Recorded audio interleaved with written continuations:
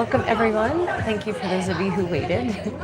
I know we're an hour late because my English lessons that I was teaching went very late. So yeah, I apologize for that. But yeah, sometimes I can't prevent these little delays. So welcome everyone to my medieval Christmas crafting party, Christmas sewing party. Today I'm going to be working on, not losing my microphone. Working on my new Burgundian gown, and so we're going to continue working on the sleeves. So if you're out there and you can hear me, just let me know because, I never know if you can hear me or not. We are back at my favorite Starbucks, the Hanok Starbucks.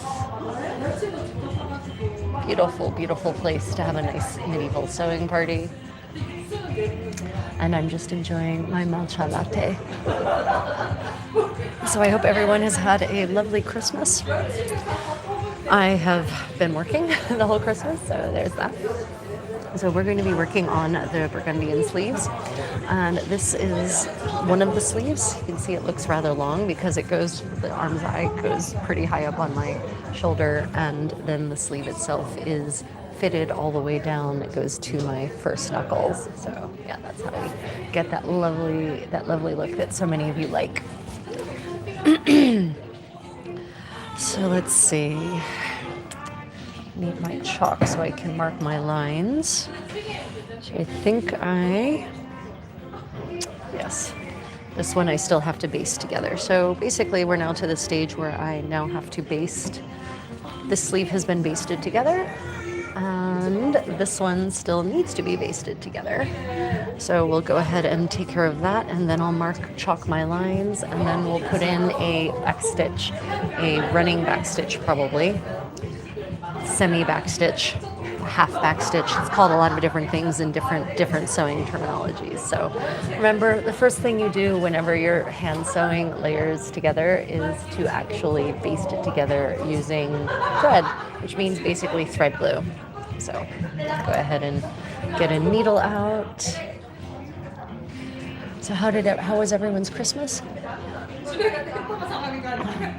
For once in my life, I did not spend all of my Christmas cooking.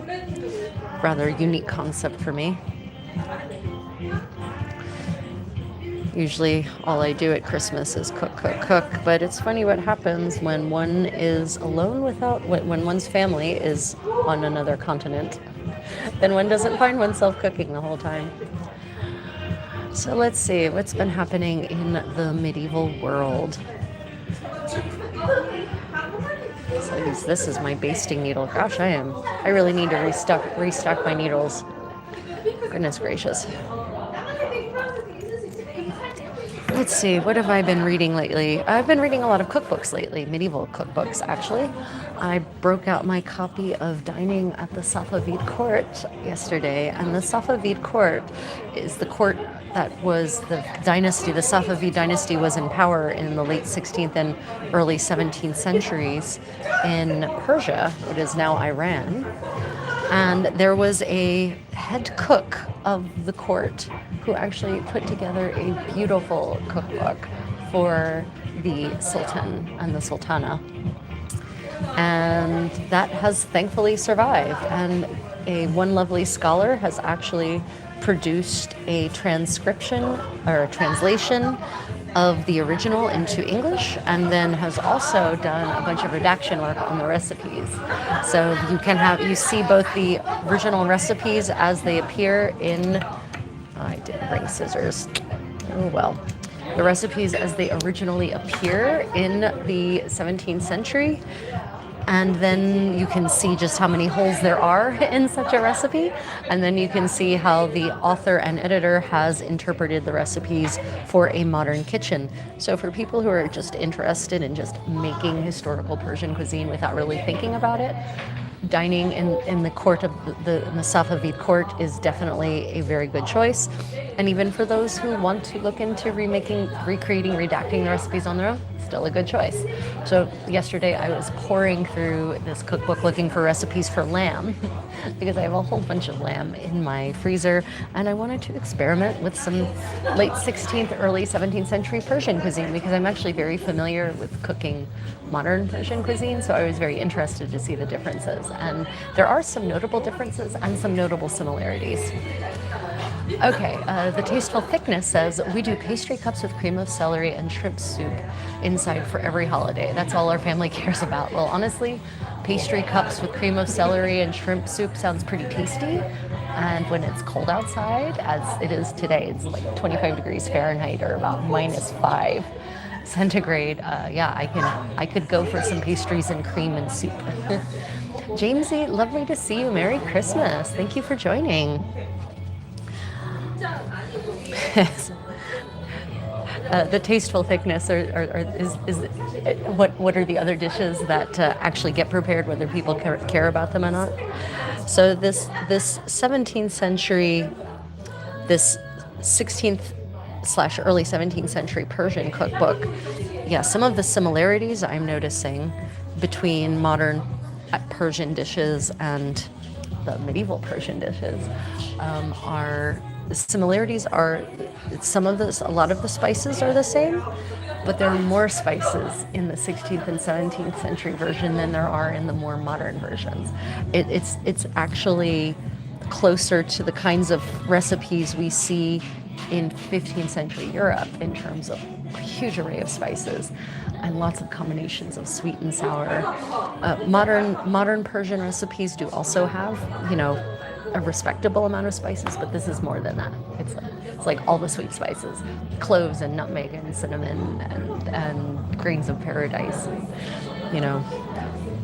but these recipes also call for a lot more sugar, which is interesting, or sweeteners of some kind, whether it's sugar syrup or date molasses or grape molasses. But what I haven't found yet that is very heavily used in modern Persian cuisine is pomegranate molasses. I was really expecting to just right out the gate see pomegranate molasses as an ingredient in 16th or 17th century Persian food because, one, they've had pomegranates, and I love pomegranate molasses personally, but all of the molasses that are called for in these various stews, it's grape molasses, which I've never heard of, but now I'm going to have to get some grapes and make some, or date molasses.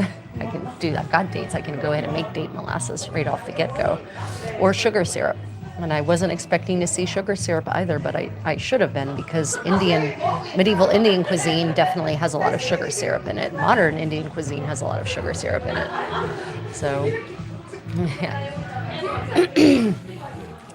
Yeah, so a lot of the other similarities between these 16th and 17th century Persian recipes and modern Persian recipes are the prevalence of rice. Like half of the cookbook is dedicated to rice dishes, so not a new concept in Persian cuisine. And I mean really sophisticated, complex rice dishes.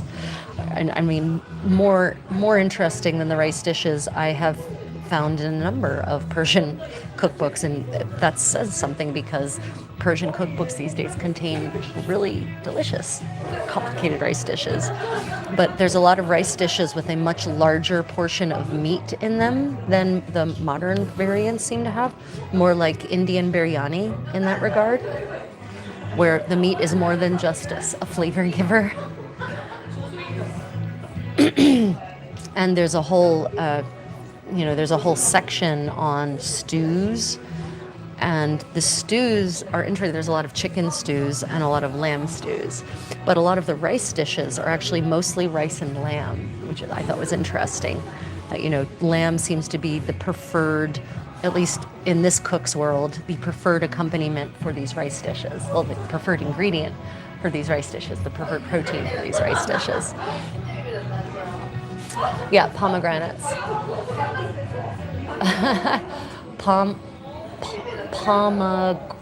Pomegranate. A pomegranate is basically fruit that it's red, bright red, and it's round, but it's kind of lumpy looking. And inside it has all these tiny, well, not so tiny, little seeds, juicy seeds, basically called arils, that are bright red. And the outside is bright red, and the inside is like magenta. And you can eat the arils whole. A lot of people do. I do. Or you can crush them and puree them, and then you cook the juice down, the pomegranate juice down, until it basically turns into a molasses-like consistency. And I make my own pomegranate molasses, and it lasts forever. If nothing contaminates it, it will never go bad, as far as I can tell.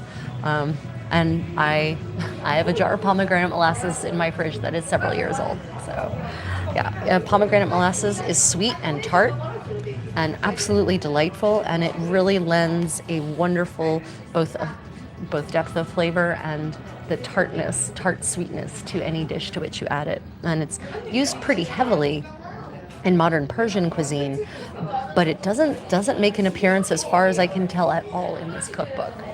Now, that could be an issue of translation. Maybe the original text uses an older word for pomegranate molasses that got missed in the translation, and Persian being not at all a language of mine, nor Urdu, nor anything, I don't know. I can't, unfortunately. That is the frustrating thing about working with this Persian cookbook, is that I don't have the personal language skills to actually check the original text, whereas I'm used to being able to do that because of my command of Romance and Germanic languages. Alan, lovely to see you. Welcome. Thank you for joining me here in Daegu, South Korea, at the most beautiful Starbucks ever. Let me show you all. This is where I am today. Come here for my afternoon/evening sewing party. Yeah. Just enjoying a matcha latte. No, I'm not sponsored by Starbucks. I like them here because, one, there are no cafes here in Daegu that are in a Hanok like this. Two, they actually have organic Jeju green tea, so green tea that's grown here in Korea. Other cafes don't. So yeah, they have local products, as shocking as that may sound. They may be an evil corporation, but at least they source locally. Merry Christmas, Kun. Welcome to my live stream. Thank you for joining. I work third shift, so I was wondering why you were always awake so late. Yeah, I am currently in Korea. I'm kind of long-term vacationing here. We're hoping to settle here a little more permanently, but things haven't worked out that way yet, so we'll see. But yeah, I'm generally not in the U.S. I'm very often, most of the time, I'm overseas. I only spend a couple of weeks in the U.S. at most a year, if I can help it. Yeah, this is the traditional architecture here. Yeah, it's just stunning. And this is massive wood, right? Look at those beams. It's wattle and daub. So inside of that plaster is wattle, a straw. I don't know if it's willow, but some kind of wooden, lacing lattice work, then coated in daub, and then painted white with lime traditionally. And it just makes this beautiful structure. And the reason that the center beams have that the little beams coming off of the center beam have that wonderful curve is because the pine trees here have the most interesting shape. Right. So yeah, I love Korean pine trees. I have a special, they're my favorite coniferous tree in the world, Korean pine trees. Yeah. I absolutely, Starbucks is not that good in my country. Nah, I generally don't go to Starbucks. But it's really interesting. Korea has become such a coffee country that it's hard to actually find a good tea shop, like really hard to find a good tea shop here. And of all places in the country that has good quality tea, it's Starbucks. Who would have thunk? And as you can see with a setting like this, like why would I go to a modern style cafe when I can come here to this gorgeous rebuilt historic building in the old town? So I know I get some shit sometimes, excuse my language, for for frequenting Starbucks, you know, you should go local. Yeah, but the local places don't have tea. They only have coffee. And the tea they have is not very good, and it's not organic whole leaf green tea from Jeju or from Hadong, you know. So here we are. I go to a lot of pagan festivals in Europe. Very cool, Kun. Nice.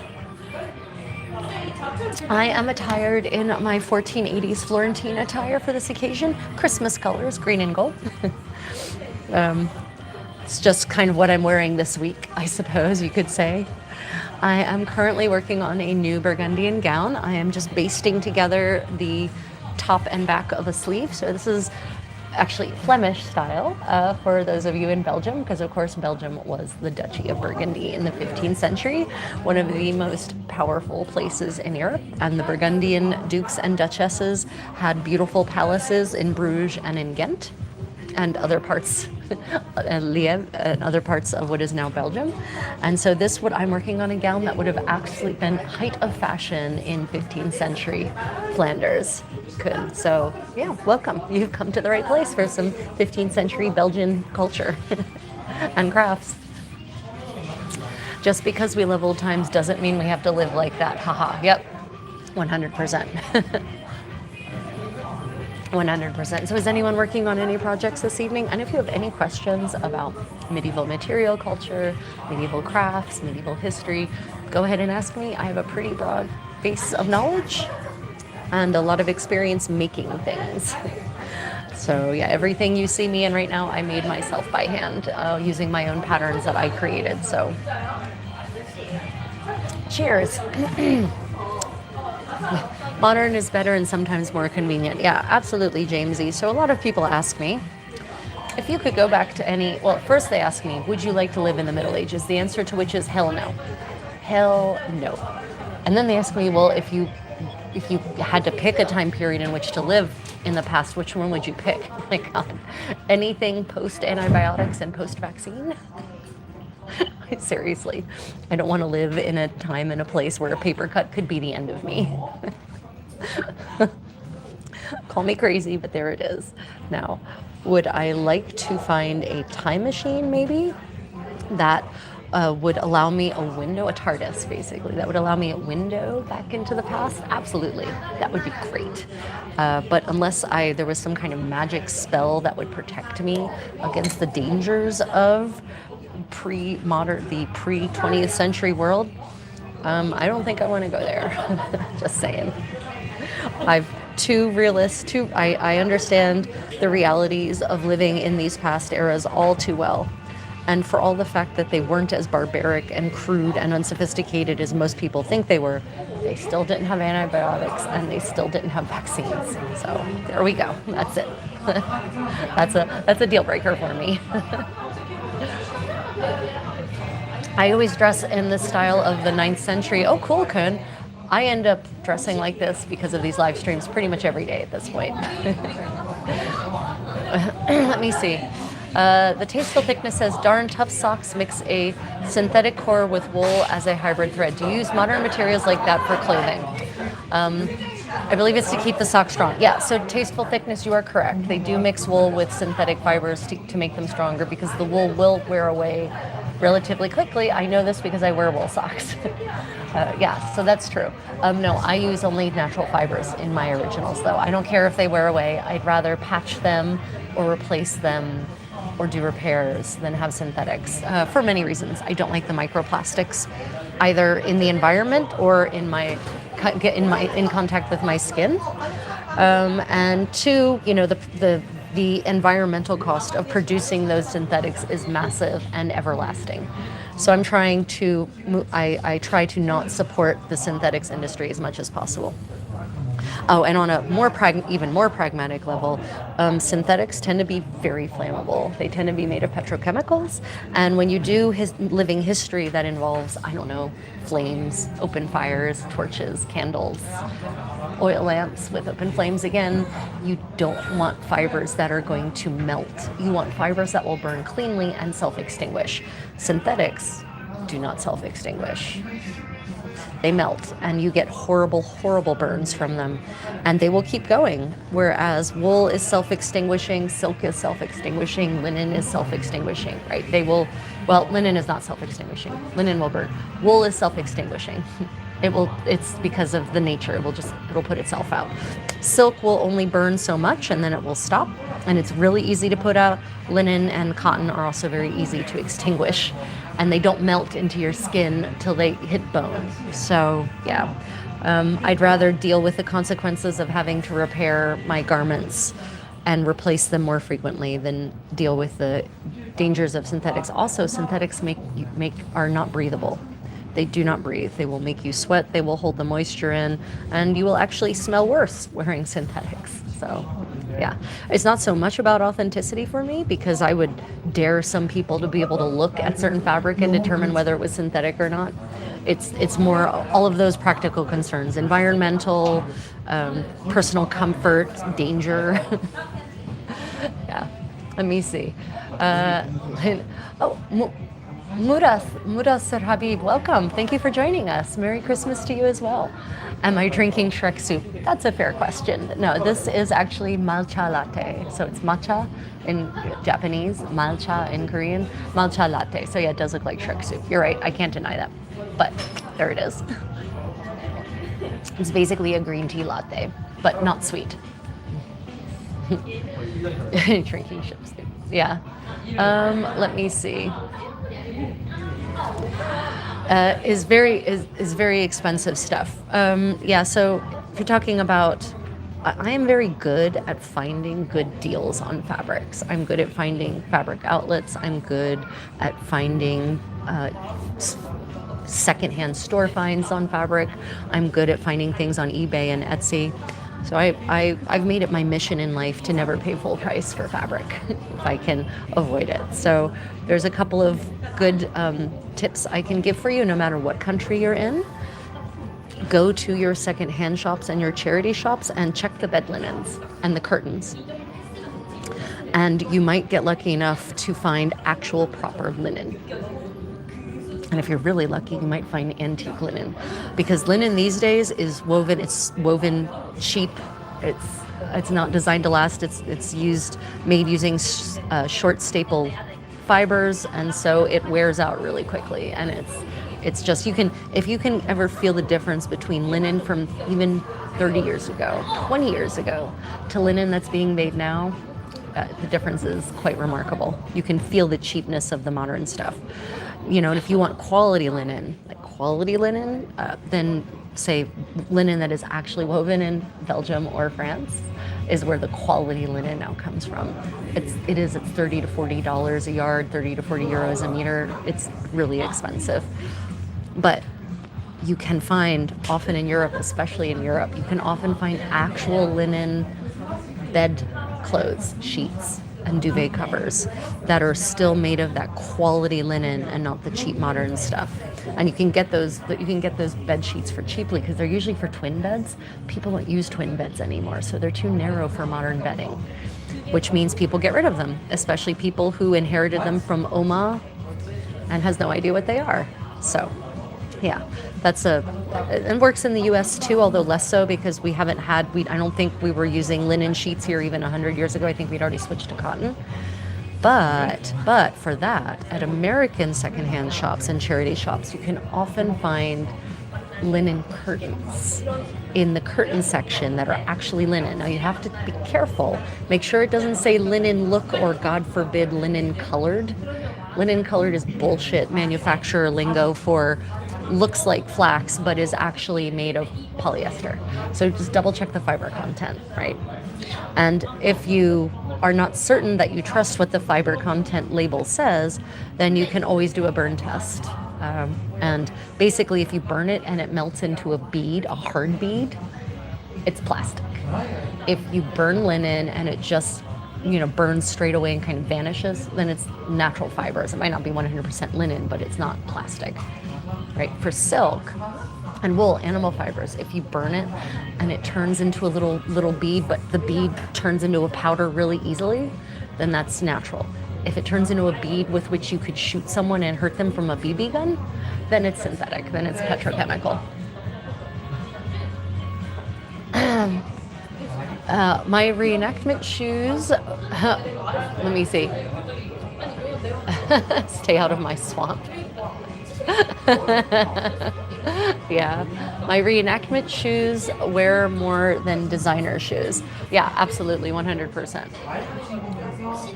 Well, I guess I see what you're saying, Jamesy. In fact, fun fact, nothing degrades, right? Because the molecules are still around, I guess. Is that what you mean? Yeah, so that's true.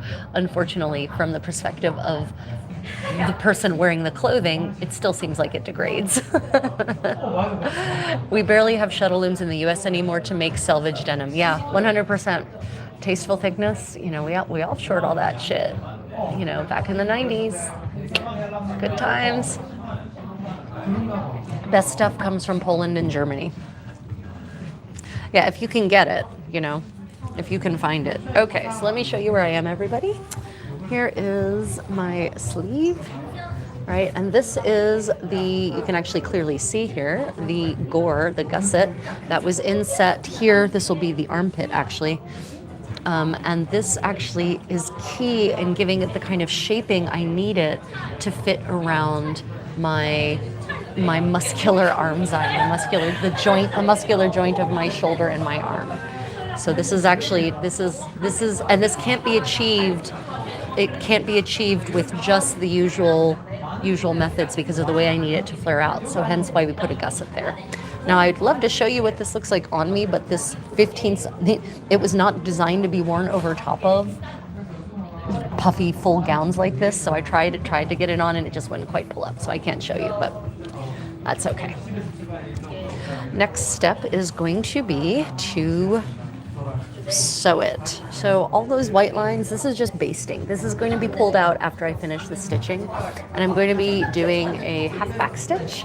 And it'll be a pretty tight half back stitch because this sleeve will be put under strain. This isn't like the skirts where there's not lots of stress that's placed on the skirts, right? This is going to be, yeah, I'm going to subject this to it's going to have a hard life. My sleeves have a hard life, I'll put it that way. Comment, modern jackets forgot gussets are a thing. I've tried on high-end jackets in New York that are all show and no-go. Yeah, 100%. Tasteful thickness. Everyone, let's talk for a moment about medieval tailoring techniques, shall we? So in the 14th century, Europeans invent some, oh my God, amazingly complex and wonderful, wondrous tailoring techniques that create fully fitted, skin-tight fitted practically, sleeves and sleeve heads and shoulder areas and still allow 100% range of motion with no tearing, right? That's called the grande assiette, the great arm's eye sleeve, right? And starting in the 16th century, we just kind of forget that was a thing. They don't like that. They don't want that rounded, fitted look anymore. They want boxy shoulders, and so they start doing these arms eyes that definitely give you less range of motion. And then come the 20th century, it's almost like suits are designed so that everyone should just be a model human being, as though people aren't dynamic creatures who actually occasionally need to lift their arms above their heads, right? Apparently businessmen aren't supposed to do that, I guess. I don't know. Yeah, we really need to go back to the grande assiette sleeve and all of those neat little gussets that provide both shape and motion and mobility. Yeah, 100% agree with you, the tasteful thickness. Yeah. So is anyone else working on any projects this Christmas? You know, as always, I've got a million things on my plate because why shouldn't I just do a lot of things at once? The other day, I refreshed a bunch of my linen, wax linen, there it is, I still have it. I refreshed a bunch of my wax linen wraps, my wax linen food wraps. I re-waxed them. They needed re-waxing. You know, washing over the years had sort of worn away the wax in some of the more central places. So I, re-waxed them, no problem, and have given them a new lease on life, basically.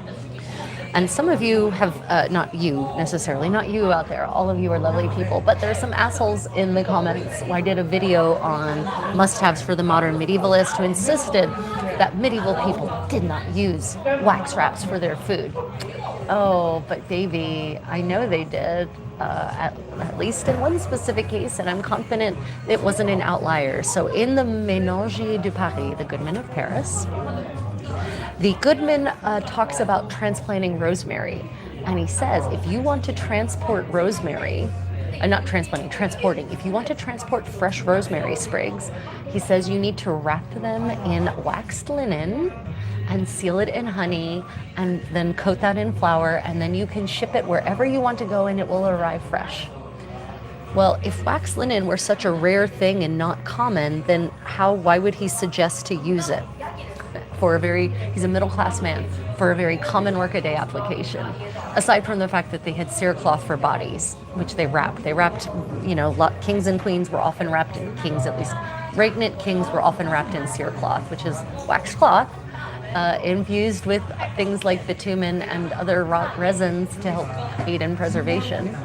So if you're going to wrap a corpse in it, why wouldn't you think to wrap food in it as well? That just makes no sense. But also because the Ménagier de Paris does specify using it as a way to preserve rosemary when you're transporting it. So why wouldn't they also use waxed cloth, waxed linen, to wrap other things as well? Yeah.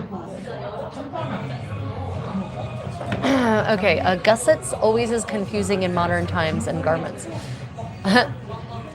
Gussets are the little triangles that you insert into an area to either add width or add functionality, right? This is a gusset, this little triangle. Some people call it a gore. And I recently read the distinction between the two, but I was like late at night reading and I forgot what the distinction was. But there is a distinction between a gore and a gusset, technically. Although the average sewist will just say them, they'll use them interchangeably. Yours truly included, so.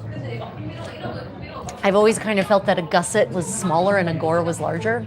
And I think that might be the difference, but don't hold me to that at this juncture. Okay, and I did not bring my wax, so I'm just going to be sewing without wax. I could come to regret this particular choice. Computer Fils, Merry Christmas. Thank you for joining us today.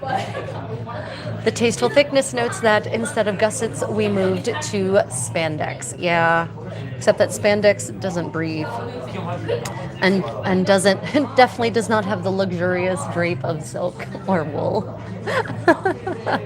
But yeah. I get your point, the Tasteful Thickness. We eventually developed elastic and elastic's relatives, and then, but we'd already gotten rid of the gussets by then. Like, they were gone by the 19th gussets. Yeah, we're basically, I guess, no, they're still around in the 19th century. They are, that's true. Yeah, no, you're right. When we completely, I'm thinking just the arm's eye, but they were being used in other places too. So yeah, you're right. And then in the 20th century, the business suit silhouette just kind of froze. And again, no one thought it was necessary to be able to raise your arms in it, which is why men and women wearing those jackets, if they want mobility, you have to unbutton the buttons, right? So you can lift your arms up. Have you ever noticed that? What tea are you drinking? It's so green. It is indeed. Someone called this Shrek soup, and I mean, I can't blame them, but this is actually matcha latte. So I am here in Korea. I am at a Hanok Starbucks. Look at that. Isn't this a gorgeous place? I am at a Hanok Starbucks, and this is Jeju green tea, matcha, Jeju matcha grown on Jeju Island, and it's been turned into a latte. So that is a natural green, because matcha is a really great natural food dye. In case you want to turn something green, but you don't want to use green 32, use matcha. It will make it green.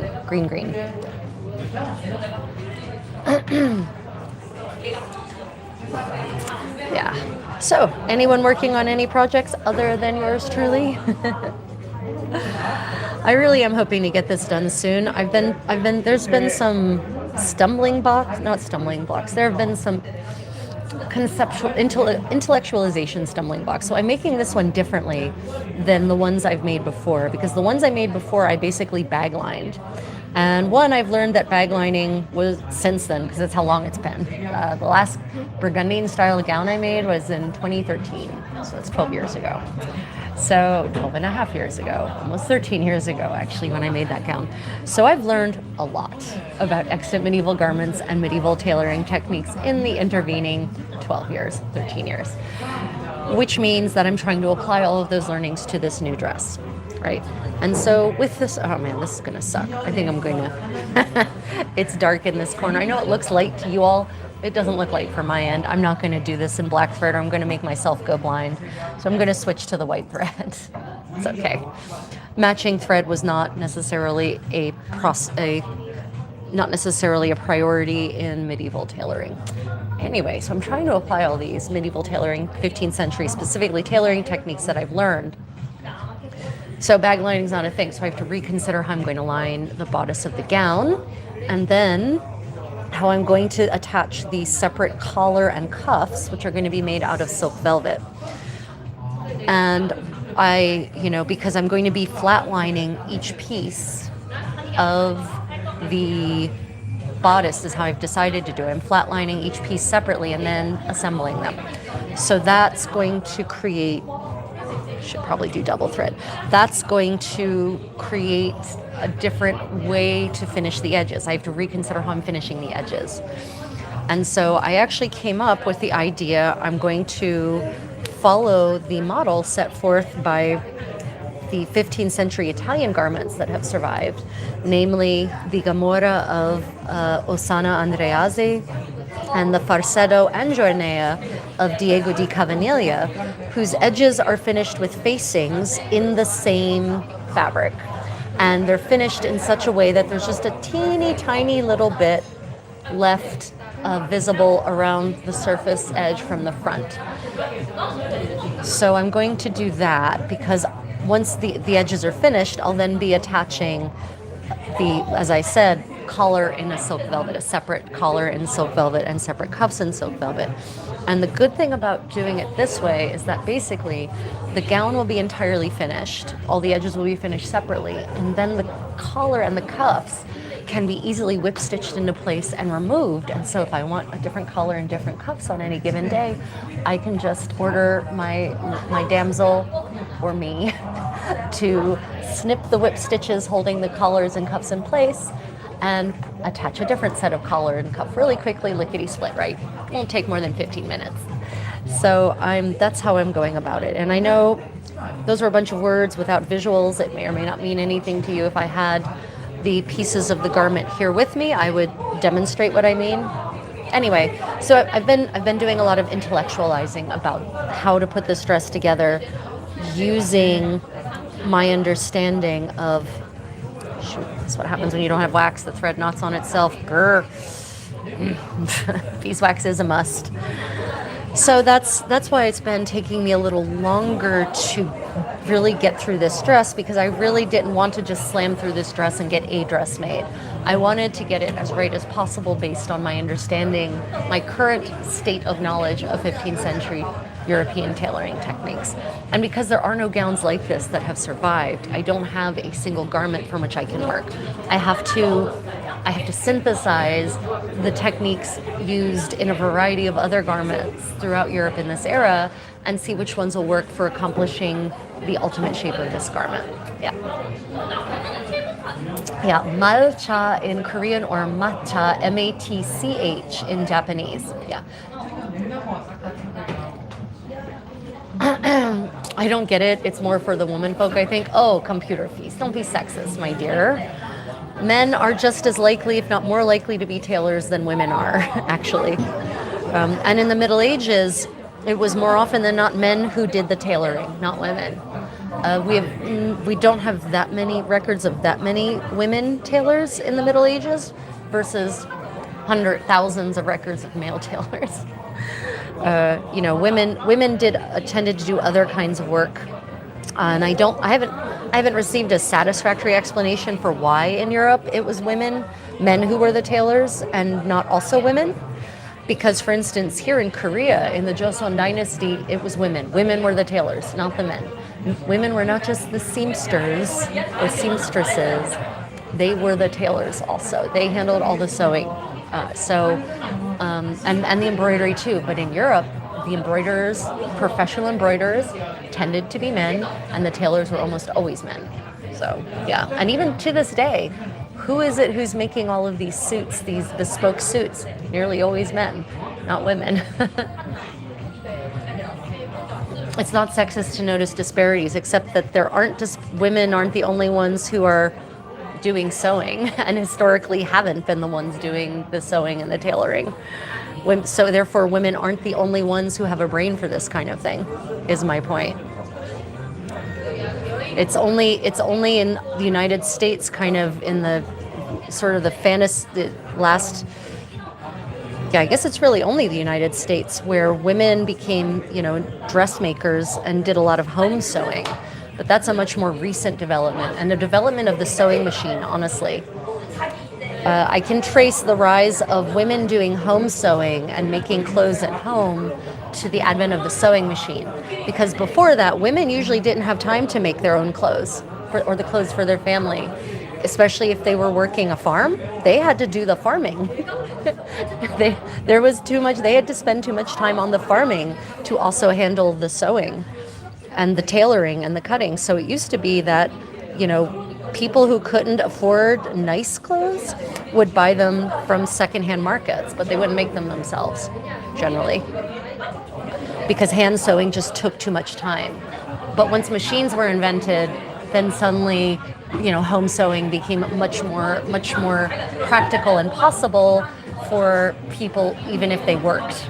My grandmother, for example, sewed all of my aunts and my mother's clothes because my grandfather abandoned them when my mother was a little girl, and my grandmother was left to raise them alone. So she had to work 2 jobs and make all the clothes and keep a garden to feed them and. Yeah. So, but she couldn't have done that in the 19th century before sewing machines. She wouldn't have had the time, because she would have been working her factory job 12 hours plus a day. Yeah.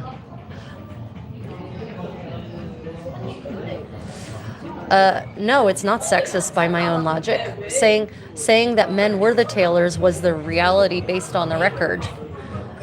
It's not sexist to say only they could do it. It's the historical reality that they did it. Sexist is saying only women can possibly understand these concepts, which is just not true. This isn't women's work. Depending on your culture, it's sometimes it's been women's work, sometimes it's been men's work, sometimes it's been both.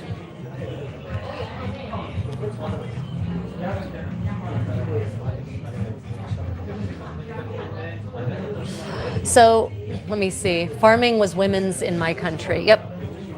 So secondhand markets have historically been a reality everywhere, as far as I can tell.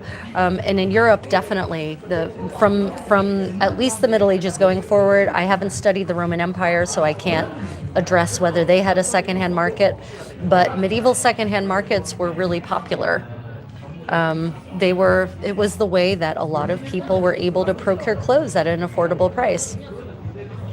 There's a great depiction of a secondhand market from about 1403 in Bologna, and it shows you just the range of items that were available in such a market.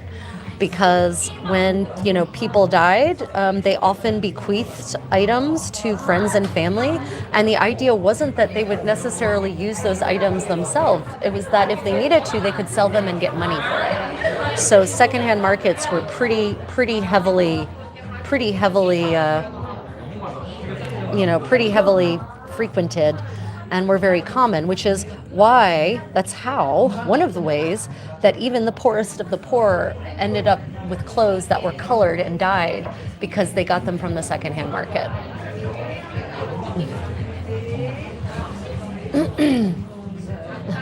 Facts only when convenient. Tasteful thickness. Really? Come on. Not facts only when convenient, facts always. When have I, please quote me an example of when I only used facts when convenient.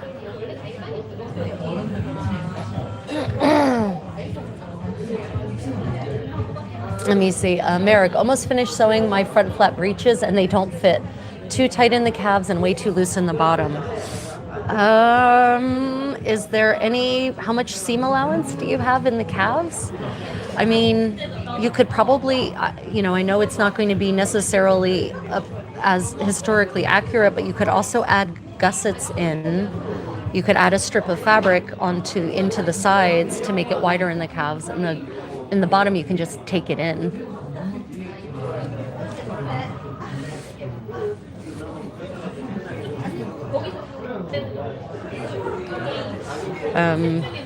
We actually see lots of examples of garments across history having random pieces added in to make them expand to fit the wearer who has grown, if they've grown beyond the seam allowance. I know how frustrating that can be. I actually commissioned a pair of Jane Austen era breeches once that for my husband, and we got them, and they were skinny pants. He couldn't even get his ankle through the opening to put them on. They were so tight. Yeah, we sent those right back. How much would I pay for clothes for a cow? Is this a riddle? I don't think I would pay anything for clothes for a cow. And I guess this is the point at which I should remind you, if you're all enjoying this stream, don't forget to double tap the screen to like. And if you'd like to see more medieval history and living history content, then feel free to subscribe and click the notification bell and click on all. Otherwise, you will never be notified when I say go live or publish a new video on some random and fascinating topic. Well, hopefully fascinating topic anyway. That could work on the calves, maybe tricky with the inner lining. Yeah, linings are always a bit of an annoyance. So with the expansion piece, you could decide whether you want to add the lining or not. Sometimes if I expand a garment like that, I don't even bother with the lining. I just expand just the shell fabric and just forget about the lining. It's your call. It kind of depends on the fabric that is the shell. If it was a delicate silk, I'd go with the lining, and I would just add the exact same patch into the expansion piece to match exactly the expansion piece. I mean, it's got to be better than just getting rid of them or giving them to someone else, right? Of course, if you have children who need such clothes, then that could be an option. What was clothes made of back then? Was it cotton or did they use nettle? Back then, if you mean in the medieval period in Europe, so in medieval Europe, the primary clothing fibers were wool, linen, and silk. Nettle, there is some example of nettle cloth, and in not a lot. It wasn't very common, but in the northern part of Europe, we have almost very, very little evidence of hemp, but in the Mediterranean, they used hemp also. But hemp was almost never used as a fashion fabric. It was used as a lining. Now, where you live depended on where you are. So they didn't really have much in the way of cotton clothing. In medieval Europe, there was a fabric called fustian, which was a linen-cotton blend, and that got used, quite a bit. And it was the workhorse of fabric because the linen made it breathable and the cotton gave it more strength, more resistance, more hardiness.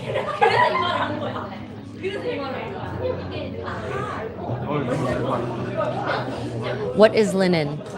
Linen is, cotton. So cotton fabric really it just wasn't a thing in medieval Europe. First off, it didn't grow in Europe, so it had to be imported from pretty far away. And I don't know why. I don't know why otherwise. Why, other than the fact that it had to be imported from really far away. It didn't suit the needs. It doesn't really start making an appearance as a fabric until the end of the 15th century in Western Europe.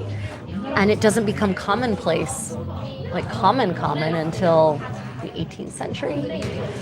So yeah, cotton, it's not a thing. Now cotton batting was used. So cotton wool was used to pad garments really heavily. especially arming garments, but also just garments that were padded and quilted. Generally, were padded and quilted with cotton wool, and then you had fustian. But otherwise, it's only rarely makes an appearance. I think that's because of the distance it had to travel. Silk only became common in Europe when they started sericulture in Europe, right? Because before they started doing sericulture, silk growing in Europe, silk was an import from the East, and it was crazy expensive, so very few people had silk garments.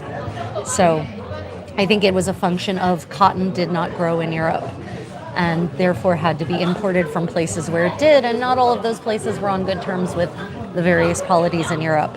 And also, I think the kinds of cotton that were being woven just didn't suit the kinds of fashions that Europeans were wearing also. It's probably what it came down to. Yep, very little in the way of cotton. Mostly linen. And linen, you asked what linen is. Linen is flax. Linen is the fiber, the fabric that you make from flax plant.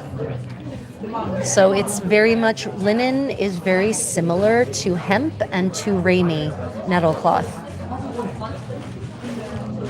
Yeah.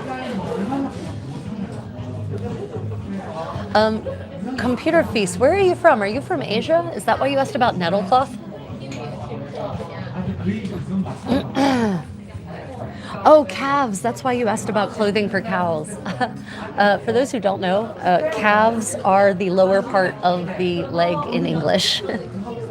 I just now understood why you're asking about clothing for cows. Got it. Sorry. I wasn't being intentionally dense. Stupid homonyms in English. Oh, goodness. So what is the era... Merrick, what is the era of your breeches? Are you talking like late 18th, early 19th century? Because you talked about a front flap. Sort of Napoleonic War style, or some other era and style. The wonderful thing about linen has a lot of wonderful properties. It breathes really, really well. It breathes a lot better than cotton. A lot better than cotton. Cotton makes me sweat more than linen does by a long shot. Cotton also can be polished into a really nice shine, which a lot of people don't know. And it can be laundered to a fairly well to turn it white again, which is also nice. I'm from Denmark, Vikings and all that. Happy Christmas again. Oh, computer piece, yeah. Thank you for joining us from Denmark. Super cool. Yeah, so the Vikings didn't have cotton either. The Vikings were definitely more a wool people, not very much in the way of linen, although I think they did have linen undershirts. And they did also have access to silk because of their trading routes down the Volga. So the wealthy Vikings actually did often have a silk garment or two, right? The wealthy Norse, shall we say, since not all of the Norse were Vikings. Viking, those who don't know, Viking is technically a job description. A Viking is a raider, someone who goes raiding in Norse society.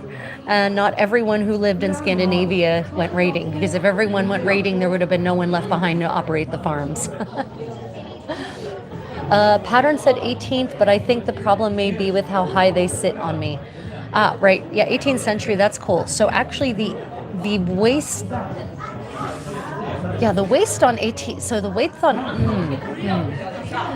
The 18th century breeches tend to be a bit lower than the 19th century breeches. So that's interesting.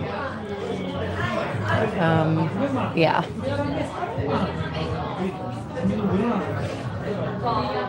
Yeah, they had front flap breeches in the 18th century as well, so I could see that. Yeah, Volga is more Swedish Vikings. Yeah, no, absolutely, 100%. But you all were connected. All those trade routes are connected. So you've got the Scandinavians bringing silks and whatnot back from their trade stations on the Volga and selling them all over Scandinavia and Ireland. So yeah, you've got more access to silk, interestingly.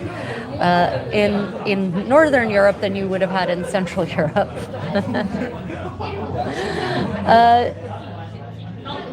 Desmenata, welcome. Thank you for joining us. Welcome to my sewing party. Yeah, so for those who are wondering, welcome to my medieval sewing party and Merry Christmas to everyone. I am here in Daegu, South Korea at a gorgeous Hanok Starbucks. Look at that. Isn't this a beautiful building? Yeah. And the reason I'm not facing the other way is because I don't want to, automatically include other people in my stream. And I am just working on a pair of sleeves for my new Burgundian, what we call now a Burgundian gown. Let me show you. Right, this is the sleeve, front and back.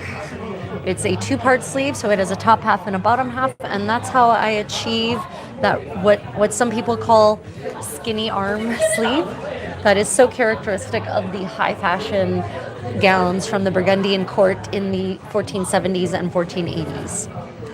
So yeah, that's what I'm working on right now. And this is my own pattern. I don't know of any commercial patterns that actually make this style. They're really fitted.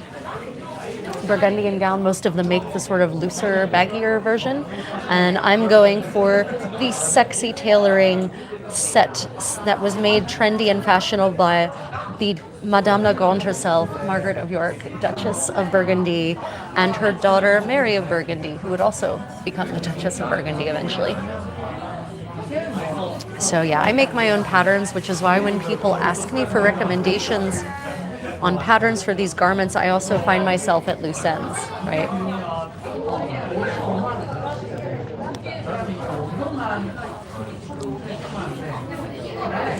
Yeah. Oh goodness, comments held for review. Why? Sexy pants.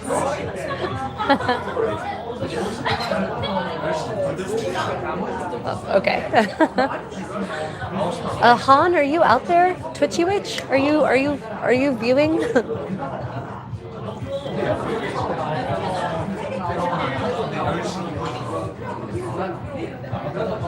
Another moderator just handled this. Okay, whatever. So let's see, what have I been... I was watching a documentary earlier today about Joan of Kent. I don't know how many of you are familiar with the story of Joan of Kent. She was the mother of Richard II of England. She was the wife of Edward Black Prince. That was her third husband, actually. And she has a very interesting, crazy story. Hollywood, if you're out there, you want to make a movie about a woman who has a crazy, interesting life, do a movie about Joan of Kent and actually tell the real story. Don't fuck it up, excuse my language, with your fantasy and your creative license. Her actual life story would make amazing copy. Actually, her story's too long for a movie. Her story deserves a series. Yeah. Maid of Kent, she was called the Fair Maid of Kent because she was so beautiful. And, she apparently arranges her own marriage when she's 14 or 13. Then she ends up getting coerced into, while still married to that man who goes off soldiering in France, Thomas of Holland, she is forced to marry the Earl of Salisbury. So she becomes the Countess of Salisbury. Then her first husband comes back and, starts a whole claim to get her back, and she wants to go back with him. It's crazy. She wants to give up being the Countess of Salisbury to become the wife of a minor knight, right? Even though she's the daughter of a count and countess herself and has been raised in the royal court. And she actually wins her suit with the Pope. The Pope actually rules in her favor and commands that the Earl of Salisbury relinquish her to her first husband. And then she goes on to have 5 children with him. He dies eventually. And then she marries Edward the Black Prince, right? Who becomes is the Prince of Wales. And so she becomes the first Princess of Wales, who was the wife of the Crown Prince, right? So, and the first English Princess of Wales, who was the wife of the crown prince. And then, she has a whole bunch of children by him. This woman is amazing. And then Edward the Black Prince dies after years of apparently suffering from dysentery. So he must have contracted something in France on the battlefield, and the infection just never went away, and he eventually dies of it. And so she's, her son, Richard, is going to become king as soon as his grandfather, Edward III, dies. Well, Edward III dies while Richard II is still a boy of 10. And so this poor little boy ascends the throne, and I think he comes into power way too soon before his education he'd really gotten the full benefit of an education that would have made him a better ruler. Because, the life of Richard II is tragic. I mean, Shakespeare actually wrote a whole play about the tragedy of Richard II.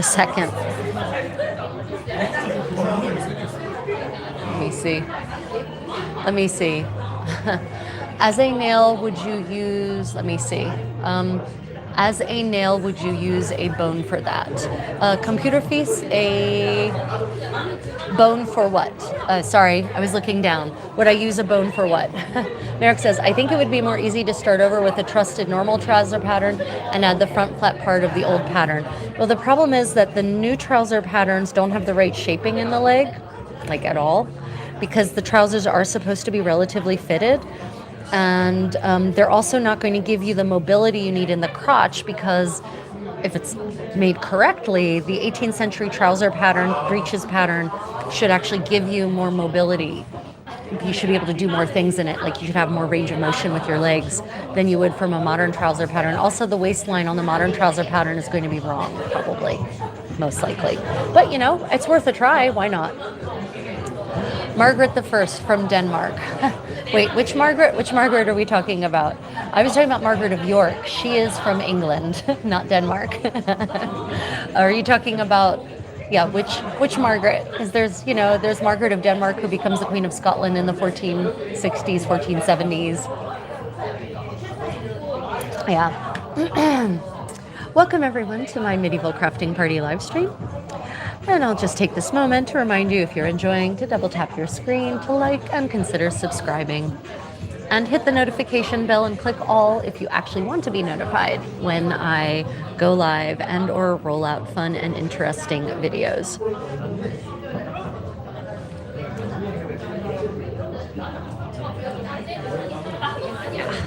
So the life of Joan of Kent, very interesting. She's also the apocryphal origin story of the Order of the Garter, even though there's no contemporary evidence that it was true. But the story basically goes that Edward III was dancing with his courtiers, and Joan of Kent, while she was Countess of Salisbury, accidentally dropped a garter. And that part of the story is 100% realistic to me, because my garters come off all the time when I'm doing medieval dance. I don't know what it is about the way the skirts interact with the buckles on the garters, but somehow the buckles often end up coming undone, and then the garters fall in the middle of the dance floor.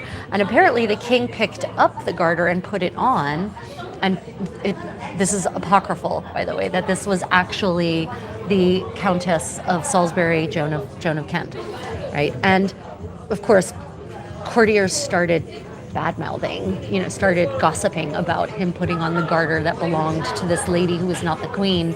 And so, according to the tale, Edward chastised the courtiers, and he's uttering the famous phrase, "Honi soit qui mal y pense," shame to those who think ill of it, right? Now, how true any of that is, we don't know, because the founding documents of the Order of the Garter, the foundational documents of the Order of the Garter, don't mention any of that. But it's a fun story nevertheless, and the story itself does date to the 14th century. The 14th century version does not mention Joan of Kent. The earliest mention of Joan of Kent is from the 1470s as being the lady to whom the garter belonged. Right. It's still a fun story. And it would certainly explain why the motto of the Order of the Garter is "Honi soit qui mal y pense," because if that's not the reason, that the Order of the Garter has that motto, then I want to know why. Because the story, whatever the story is, the real story, it has to be salacious. Otherwise, you don't have a motto like that.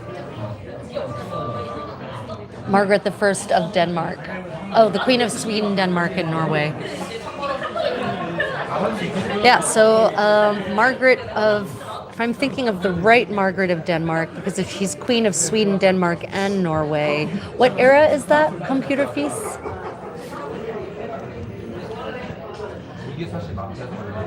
Yeah, I will confess I am much less familiar with Danish, Swedish, and Norwegian history. Not on purpose, that's a weak spot of mine. Oh, make a Hollywood movie about her would be cool. You know what? I've given up on Hollywood movies for any kind of quality historical content. The place where I think more historical series or history topics should be covered is series. You know, like Rome, the series Rome. Have any of you seen the series Rome? Okay. It's excellent in many ways and terrible in other ways. One of the ways in which it's excellent is the material culture and basically the way Rome is depicted. They actually really did have historians, and they listened to their historians. The common people are generally dressed okay. The men are generally dressed okay. The people who aren't dressed okay are the main female characters. But my point is that I think you can do Margaret, for example, Margaret the First, much better justice in a series where you can really get into the details of her life than Hollywood. Hollywood would just nitpick and probably end up completely changing the story. I have no faith in Hollywood storytelling when it comes to historical movies, which you all know if you saw my recent two shorts in which I bemoan the state of Hollywood historical productions. Hey Meeks, welcome to my medieval crafting party. Or a medieval sewing party. Is anyone else working on anything at the moment? Poor Merrick is struggling with some trouser issues. I will totally look her up. Thanks for the recommendation. I'm all about cool queens. I would definitely love to see more productions about cool women in history.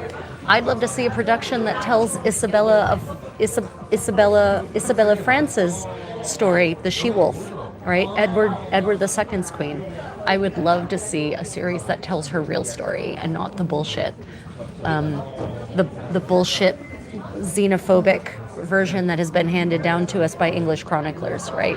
I'd like to see an honest and accurate story about Margaret of York, about Eleanor of Aquitaine. You know, there's so many great women in medieval history, but unfortunately, historians are still, Hollywood is still bound up in great men of history and wars, right?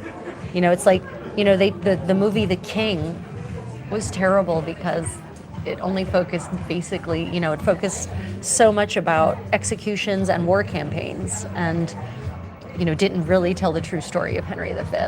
You know, it told a sensationalized, poorly dressed version of Henry V. Yeah, it'd be nice to see more movies about great women in history, which would still have men in it, by the way. Because we're all there doing it together, we're all there making history together. Yeah, Margareta. Such a beautiful name. Oh, goodness. So let's see, what else have I been reading up on? Oh, I was talking about Persian food earlier. Circling back to Persian food and how delicious the recipes in this cookbook are. So one of the new books in my collection is Dining at the Safavid Court, which is a translation and a redaction of a cookbook that was written by the head cook of the court in that era. And what's really interesting about this cookbook is that he actually points on multiple occasions to dishes he claims to have innovated, which I think is pretty self-aggrandizing and pretty fun. But if it's true what he's saying, then that also points us, we can actually pinpoint when certain dishes were therefore invented.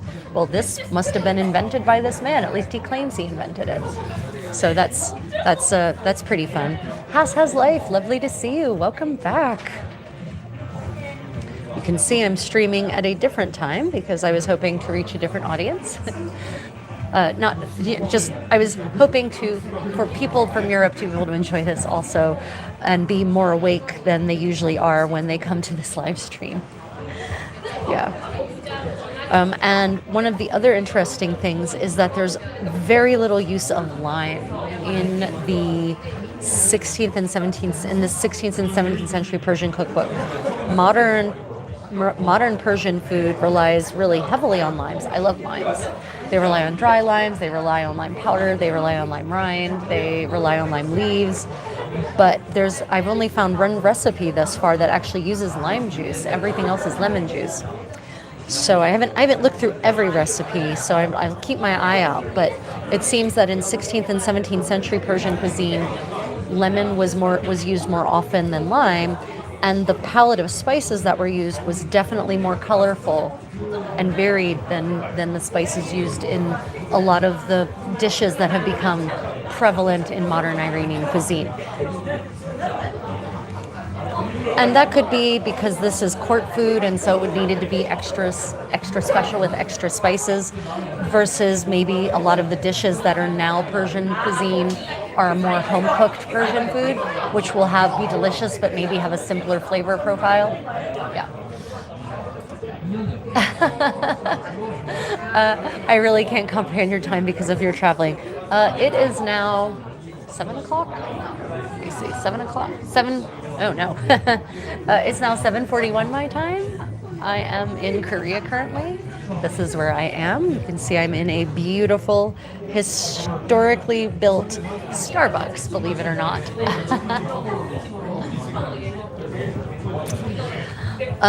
So these Persian recipes definitely have a lot of saffron in them. Lots of saffron. Thankfully, I have a lot of saffron also. I love saffron. I love the color it conveys. I love the smell. I love the flavor that it adds, the dimension that it adds. So the rice dishes in this cookbook are very, very similar to the rice dishes that I find in modern Persian cuisine. The interesting thing is that the most common beans in these older dishes, in the 16th and 17th century recipes, are chickpeas and fava beans. I haven't found any other beans other than chickpea and fava beans.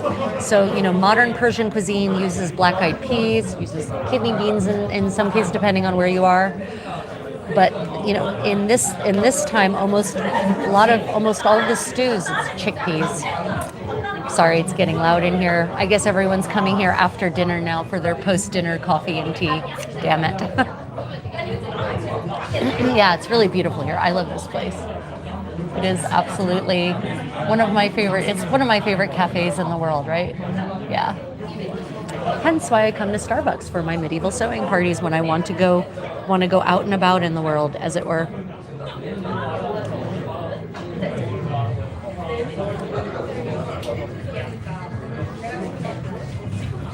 So yeah. But what was interesting is there's this cookbook, this 16th and 17th century cookbook, has recipes for baklava. And they're very different from modern baklava in terms of the filling, at least from the baklava I've had when I've gone to the Middle East. And maybe this could be something that has survived in local variants, and Persian bakeries outside of Persia don't make it this way anymore. I don't know, but here's the big difference. The filling is lentils, lentils that are sweetened. But you cook lentils and then you sweeten them with rose water and sugar, not even honey. And then you fill your phyllo dough with that. I thought that was a fascinating idea to, instead of, nuts, pistachios or whatever, it's lentils. So that was an interesting difference to note as well. I've also been reading the biography of Lorenzo de Medici, a biography about Lorenzo de Medici Il Magnifico, entitled Magnifico. And that has been, it's not a lot of new things. Well, Yeah, a lot of new information, not in terms of the main events in Lorenzo's life, but about his family and about his life and times, because this biographer recognizes that people don't live in a vacuum, and that to understand a person and their life, you have to understand what's happening around them. And this particular biographer is very big on primary source citations. Chef's kiss, I love primary source citations. And so he shares a lot of really interesting information from told in the voices of the people who live in that time. Correspondence, chronicles, statutes, laws, court cases. So there's been a lot of new information I've been discovering about 15th century Florence that has helped enhance my understanding of what life was like in 15th century Florence. So yeah, that's been wonderful. That's been a really good read. And I have been looking at other medieval European recipes that approximate sort of Western holiday favorites. You all know last weekend I made a medieval mince pie, or earlier this week I made a medieval mince pie, and it turned out super tasty. I had a piece for lunch today. There's one little piece waiting for me at home. It reheats really beautifully. And to reheat it, what I've been doing is coating the top crust in butter, and then putting it in the oven in its tart pan with just a little water in the parts that are already missing, and just letting it bake. And that's just the butter has been like oven frying the crust. So nice. And the flavors have definitely developed really nicely there. Okay, let me show you the line of stitching.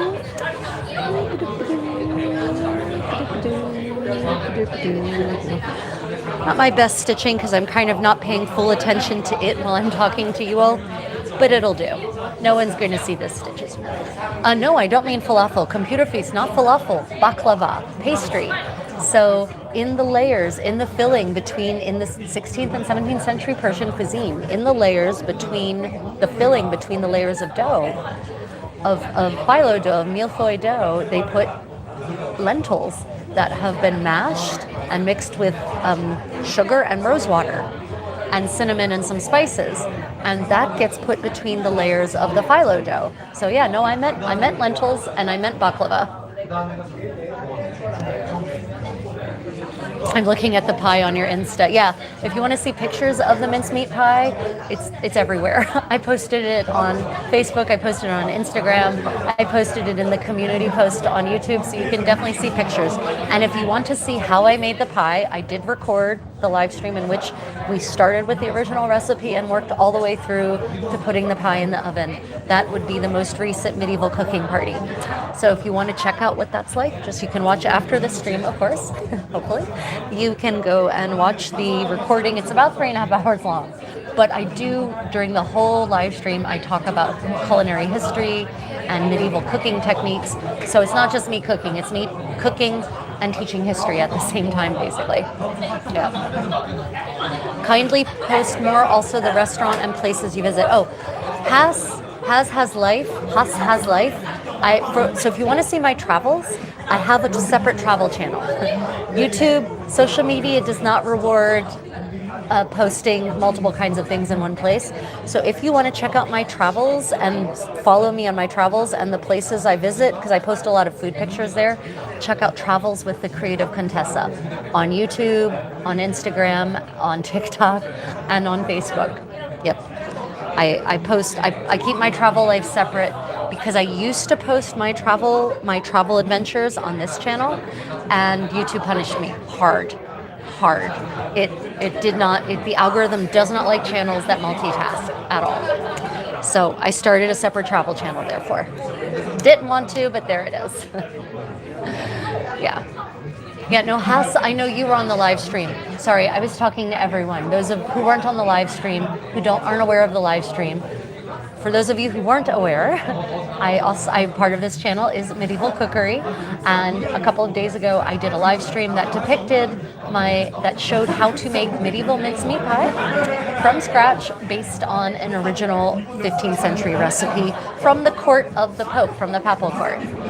So if you want to see that process of taking an original recipe, and recreating it in real life using a modern kitchen with a combination of medieval and modern equipment, then check that out later on. Yeah, Haas Has Life. I know you were there. I was talking to the people who might not be aware. Yeah.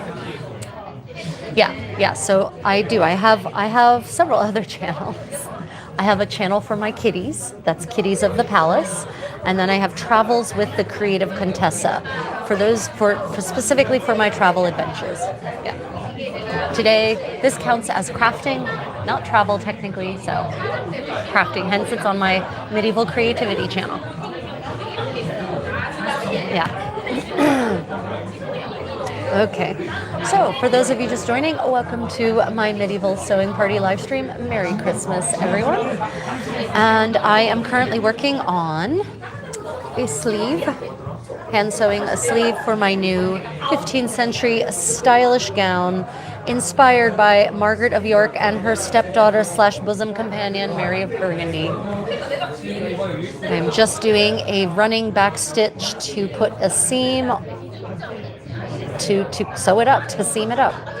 And then I will iron open the seam and then I will stitch it flat with whip stitches.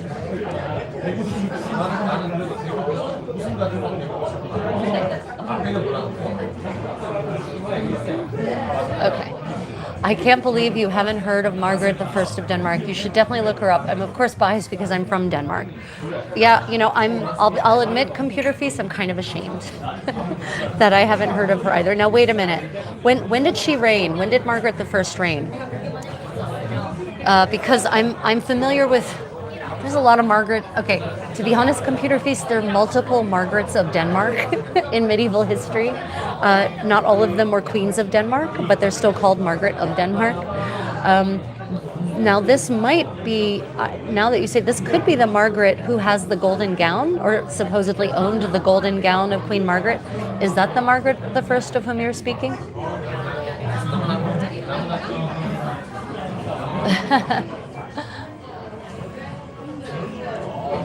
Oh, Has Life, thank you for that compliment. I get it, not everyone. I unfortunately, I really started YouTubing seriously too late for my channel to really get big. There is now a complete saturation of creators out there and it's hard to get visibility now. If I had started when YouTube started or when a lot of the history tubers got their start 15 years ago, my channel would be huge, but I didn't really start doing this seriously until 2020. So, and by that point, there was already a saturation on the market, and it took me a long time to get any kind of foothold. Honestly, it's only this vertical live streaming is the only way I've been able to really grow the channel in any kind of serious manner. Yeah. Oh, Kalmar Union. Okay. No, that's so. The reason I don't necessarily know Margaret I of Denmark is because 1300 isn't my favorite year in history. It's not my favorite era in Europe anyway. Yeah, so that's not so much my focus. I'm more focused. I started in the 12th century as my primary area of interest, and then I migrated up to the 15th century. And studying the 15th century kind of came with second half of the 14th century, early 16th century as peripheral bumper areas of study. Okay, so that's definitely not the Margaret who owned the golden gown, but I will check her out because I'm always excited about stories about women who made history, right? Which is not to downplay the role of men in history. It's just, you know, there's a whole other side of history that gets left out of the history books, unfortunately. Let me see. Come on, you started early. I watched your old dance videos. Nope. Oh, so those old dance videos. No, so I wasn't doing anything serious. Like my old dance videos, I put those out there not to grow the channel or to really do anything serious. I literally made those as tools for people in the Society for Creative Anachronism to use. So that I wasn't doing anything serious. Like I didn't actually follow up. And even then, that was 2015 was 2016. 2016 was the first dance video I posted. first video of any kind I posted, and that was already too late. It was too late to get in there. So, and I didn't start doing it seriously. Like, I didn't really take it seriously until 2020, and by then it was too late. So, yeah, my channel will probably never get really big, unfortunately. But, with supporters like you, I'll keep doing it because I enjoy being creative with you all and sharing knowledge and learnings and ideas with you all. Yep. So, yeah. 15-minute reminder to double tap that screen if you're enjoying.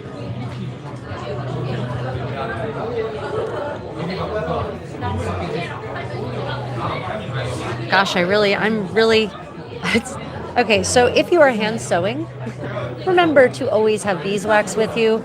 My beeswax has vanished into the bowels of my vacation rental. I'll have to see if I can find some more and put it back in my little sewing poof, because when you're hand sewing, you really do want to wax your thread so that it, one, doesn't knot on itself, and two, so that it lasts longer as you're pulling it in and out and in and out and in and out of the fabric, which isn't what happens when you sew with a sewing machine. So, yeah. The Vivek Shakya, keep doing. I love to watch your stream when I do my work. Oh, thank you. Thank you, Vivek. Really appreciate that. Yeah, Melissa Shields is pretty cool. Yeah, I finally got to meet Melissa. Meet her, but meet her via live stream, and we had a great interaction the other day. She's pretty neat, and she and I think, have a lot of the same philosophy about historical fashion and about the interpretation of historical sources. So that's pretty awesome. Yeah, Melissa's pretty great. I'm seriously thinking, everyone, about... I once said I didn't really want to deal with academia because academia is a shit show. I don't like the mean environment that academia seems to engender, but I am seriously thinking about going back to school and getting my PhD in fashion. Yep. Oh, Erin Woods, thank you. First off, Erin Inwood, you're one of my channel members. Thank you so much for taking that extra step and supporting me financially. I really appreciate that. And two, you note that your beeswax wanders off and only returns when it knows I've replaced it. Yep. Yes, Erin and Wood, I think that is the universal nature of beeswax. It goes on walkabout and it only comes back when you have replaced it. That happens to me all the time. I feel much better. I feel much better having heard you say that or read your words. They comfort me. I thought I was just going crazy, but if you have observed the same phenomenon, sisters, sewists in arms. So yeah, let me see. Comment, isn't TikTok good for live streaming for monetization? No, TikTok is not. It's terrible for monetization. I get garbage for monetization on TikTok, and TikTok keeps banning me from live streaming there. I'll do a live stream and then it says, sorry, you're not allowed to live stream for another week. And then I can do one live stream and then it tells me I'm not allowed to live stream for another week. So no, TikTok is garbage for me. I get way more money on YouTube for live streaming.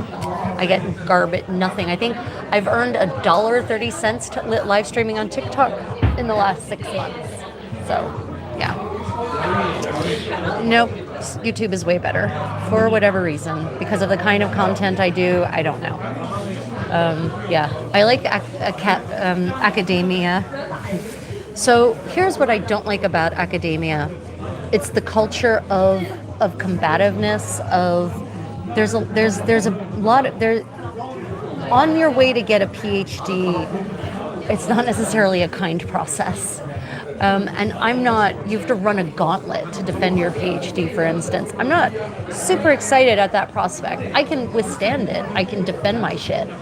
It's just, I prefer an environment of fostering and sharing of knowledge and encouragement, not an environment in which knowledge is hoarded jealously, right? And academia also encourages a certain level of arrogance, and I'm already arrogant enough. I don't need that side of me to be encouraged. I guess I'm kind of worried about what kind of Hyde monster might emerge if I have to run the gauntlet of a PhD dissertation defense. Yeah. But I am seriously considering going back and getting my PhD in fashion history. It's just a question then, where would I go to get such a PhD? Yeah, I mean, I haven't looked into it at all. So I haven't looked into what institutions these days are actually offering PhDs in fashion history. It's a relatively new field, especially as a field on its own. So, I don't actually know what universities would be a good choice for that. I would honestly prefer to study abroad. Obviously, I'd rather, I don't know, maybe there might be a university here in Korea where I could go for my PhD. Yeah. But one of the reasons I want to do that is as I'm working on this research project here in Korea on historical Korean garments, I don't know if many of you know, I went to the Daegu National Museum last week with Dr. Minji Kim, who is a fashion historian, and we actually examined firsthand together 16th century Korean garments, chima, women's skirts, 5 of them. It was a life-altering experience. I have examined historical European garments, but this was different. I don't know how to explain it. This was different. And the problem is that I only have a bachelor's degree. I'm sorry if that degrades me in your eyes. I only have a bachelor's degree. I've done a lot of self-independent study on my own over the years, obviously. And what I'm finding is that to get access to these collections, it's much easier if I have an advanced degree. If I don't have an advanced degree, I have to convince them to let me in because apparently, having a lowly bachelor's degree is not sufficient. Means I'm dangerous to the garments. I don't know. My touch isn't magical enough without a PhD. So having a PhD would get me access to much more easy access to all of these worldwide collections of extant medieval garments. So, being a very minor YouTube celebrity is not sufficient. So yeah, I'm thinking about going back and doing that and just biting the bullet and doing it. Now, part of the problem is that I definitely would prefer an on-campus experience. I enjoy university campuses. I enjoy that academic atmosphere. I love academic buildings. I love libraries. I like attending lectures. I love lectures. Lectures are fun for me. So the problem is that I'm unlikely to live any place where I could do that. So it's going to have to be a remote degree, which is a little bit soul-sucking. So yeah, I'm just whinging really. I need to just bite the bullet and do it. I actually have, thanks to my condotiero's service in the King's Army, I have access to the GI Bill. So I would actually get a stipend and everything in it. It would largely be paid for, and I could probably, getting a PhD, if I actually agree to teach or TA or whatever, it could probably then be fully funded. But yeah, we'll see. We'll see what happens.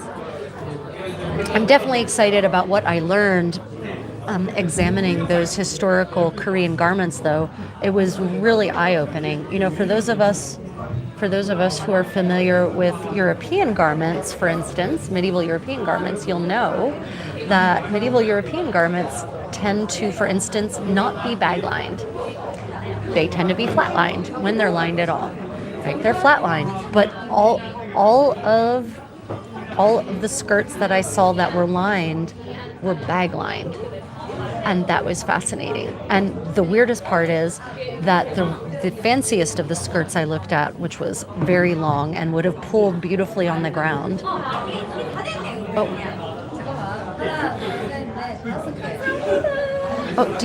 how many do you need? I noticed that these ladies were looking for places to sit. And I've got seats I don't need.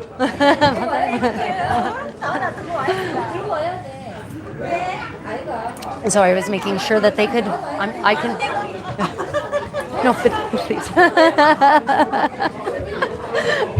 My butt only needs one seat, so I'm happy to share my spare seats with them. I would share my tables with them, but they're literally nailed to the ground. Yeah. Let me see. Yeah, where do you get a PhD in old fashion? Yeah. Also, what history fashion would you do for your PhD? That's a hard choice too, right? Like, so here's where the innovation, the innovative work, the real innovative work in historical fashion, especially in English, would be historical Korean garments. That's probably where I would focus it. Just having any fashion history PhD would get me in the door, but I would probably focus my studies on historical Korean garments. Damn it, I lost my needle. On historical, I got so excited. On historical Korean garments because, especially in English, not much, no work, almost no work has been done. And I am, as far as I can tell, talking to Minji, to Dr. Kim. The reason we started this whole collaboration and why she was so excited to work with me is because I was asking questions apparently no Korean researchers have asked. I was looking at the very specific details of the order of operations. And so I'm looking at these garments from a construction perspective. And apparently other people haven't really been looking at the real deep details of construction. So I would probably do historical Korean garments. And my dissertation would probably be possibly a survey to kind of try to map the evolution of Korean construction techniques over the centuries, starting with the earliest evidence we have and moving our way forward. Part of the problem with that kind of program of study is going to be that a lot of the primary sources for historical Korean garments are not even in Korean. I mean, they're in Korean, but they're in Chinese characters. So, and that's not a problem. It's an extra step.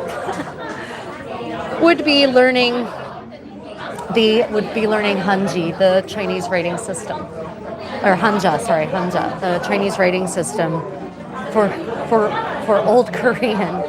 And as a linguist, that's not a really big deal. I think I could do that relatively easily. It's just an extra step, that's all, or 10, because the Chinese writing system is not easy. I'm not saying it's easy, yeah. Do I get compensated for doing work? No. Okay, so what do you mean? Do I get compensated for doing work? Yeah, so has life? Let me know what you mean by do I get compensated for doing work. For this research work, no. Nope, I do not. I don't have a research grant funding me. There's no institution paying me. This is all on my own dime and time. So yeah, but if I go for a PhD in fashion history, I might then also be eligible for some kind of research grant, which would then hypothetically fund, at least cover some of the costs of my time and effort to do the research. I have patrons and channel members. Erin, thank you so much. But to be frank, I don't have very many patrons and I don't have very many channel members. So, the money I get from the content creation is minimal. My travel channel gets like $20 a month. My creative Contessa channels all combined maybe bring in at this point, thinking about it, maybe $400 a month if I count ad revenues and patron altogether. So yeah, I don't know. This doesn't pay very much at all. It really doesn't. The amount that YouTube creators get at my level is minimal. Yeah. No, please don't. Big mouthful. Top overwhelming. Okay. No, I'm sorry, computer feast, no please don't, big mouthful, too overwhelming. You're in Korea helping with research in old Korean fashion, but not getting funding, it's terrible. Well, it's not like someone has denied me funding. I don't think I would be eligible for it as an independent researcher with only a bachelor's. Yeah, I think that's the problem with. Yeah, $400 a month. That's including Patreon patronage, that's including channel membership, that's including YouTube super chats and ad revenues, and the little tiny bit I get from Facebook. All together for the Creative Contessa is $400 a month. Not very much if you consider the amount of time I put into this. Yeah.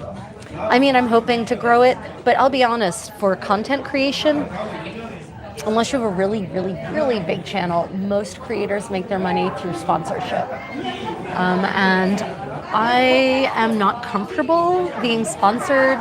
First off, no big company would want to sponsor me because my channel's not big enough. My reach isn't big enough. But even then, I have to believe in the product of the sponsorship. So it would have to be, ideally it would be an artisan making handmade items, right? But most artisans making handmade items don't have the budget to support, to pay for advertising basically through a content creator. So, yeah.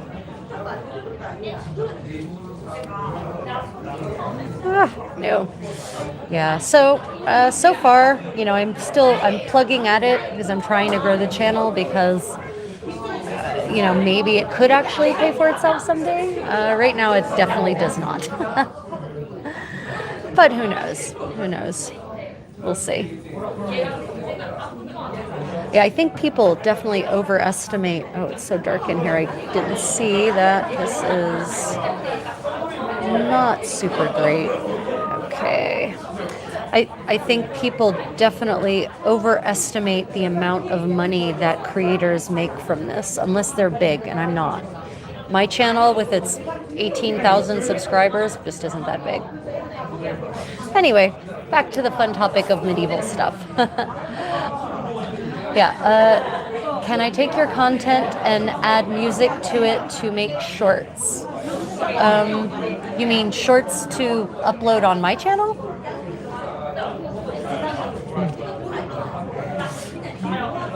I mean, so one of the reasons I've moved away from long format videos, so some of you may know, you should check out my channel if you haven't. I have some really fun videos on medieval headwear, medieval rings, medieval belt project vlogs, like how to make an authentic 15th century belt, how to make an authentic 15th century Italian gown like this one, right? I've got all kinds of detailed project vlogs. I've got getting dressed videos that give you more history and more primary source-based history than you'll ever get in your average history class. But the amount of time it took me to make each of those videos was enormous, and the amount of money those videos have actually earned is minor. So that is why I've basically more or less moved away from those polished video essay style videos, because they just, it was 100 hours worth of work, and they've made maybe $100 each.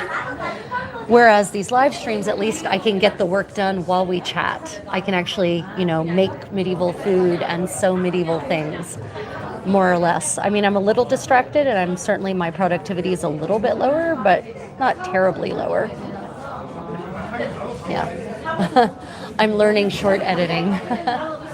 Yeah, computer piece, at least it's something that I enjoy. That's maybe the only thing you can say for it. I mean, I guess one of the things I enjoy the most about it is inspiring people, is sharing the joy of learning, sharing the joy of creativity, helping people in their own creative journeys. Oh wow, these stitches are shitty.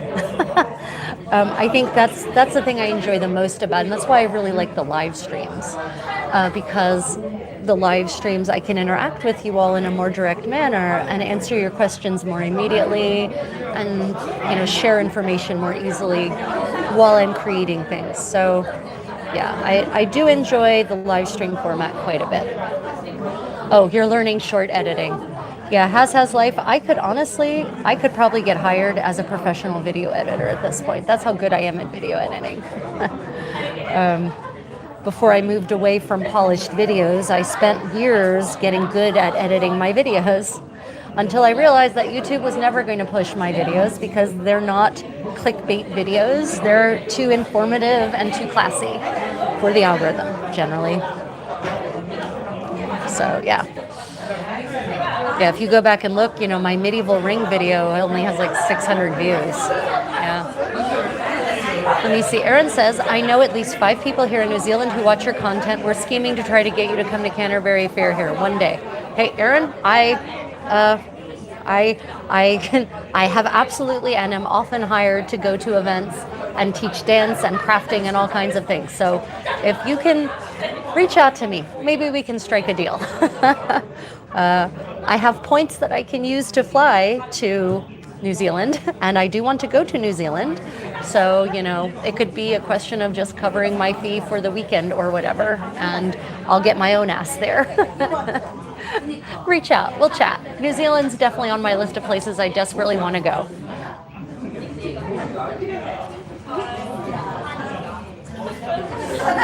Go to Denmark, Vikings. Yeah, I used to live in Germany. Some of you know, some of you don't know. I lived there for 12 years. I used to get up to Denmark on a fairly regular basis. Yeah, the thing that doesn't interest me so much about the Viking era is we don't know much about the dance. is we know nothing about dance and very, very little about music in that era in Europe, in Northern Europe. So I'm kind of only interested in eras, I'm interested in all eras, but I don't want to recreate eras where we can reliably recreate music and or dance. That's why I moved up into the 15th century, started in the 12th century. 12th century, we have a little bit of musical knowledge, but zero dance knowledge, so that made me sad. So 15th century is the earliest era for which we have dance, so yeah.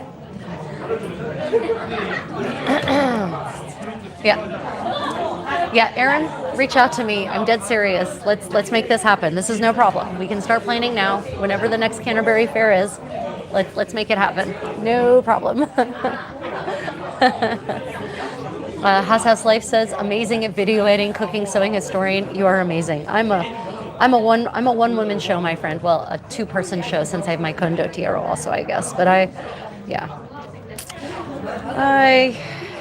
don't know how amazing I am. I do a lot of things. I have an interest in a lot of things. And you should add painting to that too. I do painting as well. And embroidery and oh, by the way, are any of you Kintsugi experts or relatively knowledgeable in Kintsugi? I'm asking because I have a bunch of replica pottery that needs to be Kintsugi'd back together, and I bought a Kintsugi kit. But unfortunately, not only did the kit not come with instructions on how to use the specific components of the kit, the pieces are not clearly labeled. So if any of you are Kintsugi experts, let me know. I'm going to post pictures of everything that I received in this kit, and I'm going to ask everyone to please tell me what they're all for and let me know in which order I should be using them. Because I have a crap ton of pottery that my cats have broken over the years that I would like to Kintsugi back together. And for those who don't know what Kintsugi is, it's a Japanese art of embracing imperfection by putting things together with gold glue, basically, with gold epoxy. Oh, wow. Tanya, appreciate you so much. You're fantastic. You're a member, you super chat me, you're awesome. Thank you so much. And I just want to make it clear, I understand that not everyone is in a financial position to financially support me, and that's cool. I don't expect it. I'm doing this in part because I enjoy it, and in part because I want to get information out there to people and make the travel information accessible, to bring people joy and share creative history, and in the case of the kitties, just to make people happy with my kitties, because not everyone can have kitties. I understand, and so, I like to share my kitties. By the way, Tanya, are they still live, or did that live stream end? I left and it was still live streaming, and I plugged the phone in so it's unlikely to actually die, but probably the cats knocked it over. Okay, guys, this thing that you see me doing right now, don't do this. Do not use your teeth to cut thread. Unfortunately, I left my snips at home, so teeth it is. But never use teeth to cut thread. It's bad for your teeth. Real bad. Okay, so let me just show you my progress so far. All right, here is so the long stitches, just so we're clear, the long stitches are going to be pulled out.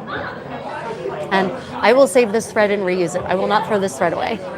and it's the short stitches that will stay in. Oh, excuse me. No, not the hiccups. Please, no hiccups. Oh, now I've got hiccups. Oh, goodness. The kitties are still alive. Oh, God. I've got hiccups. Okay. Breathe. The stream might end on me hiccuping. Okay. Trying to breathe. Okay. Here's the needle. Here's my thread. Broken gold pottery, heard of it? It's beautiful. Yeah, so I love the art of Kintsugi. I did a couple of years ago, I did a video using a cheater version of Kintsugi, basically just gold epoxy. So now I want to do the real deal. And the real deal is basically chemistry because you have to mix all of these different compounds and epoxies and materials together and apply them at the right time, and there's literally raw silk that you have to build into it to create strength in the bond. And I mean, I understand the general process, but there are so many unidentified packets of material. So yeah. I need someone to help me identify the pieces, and more specifically to help me clarify what gets mixed with what and when and how does it get applied. So I'll be posting, I have to find the pieces. I'll post them in my community post, and hopefully some of you might have answers. Because I really would like to do this. It's a relaxing activity to basically glue back together broken pottery that I can do while watching a documentary or consuming some mindless Netflix content. Computer feast, good night. Good night. Good night. Good night. Not good morning or good afternoon. Sleep well, computer feast. Good night. Yeah. So my kit has real gold. My kit has real gold dust. It wasn't a cheap kit. So yeah, I need some assistance in identifying how to do everything. But Kintsugi pieces are just so beautiful, and I have so many really nice handmade pieces of handmade pottery that need to be put back together. So yeah.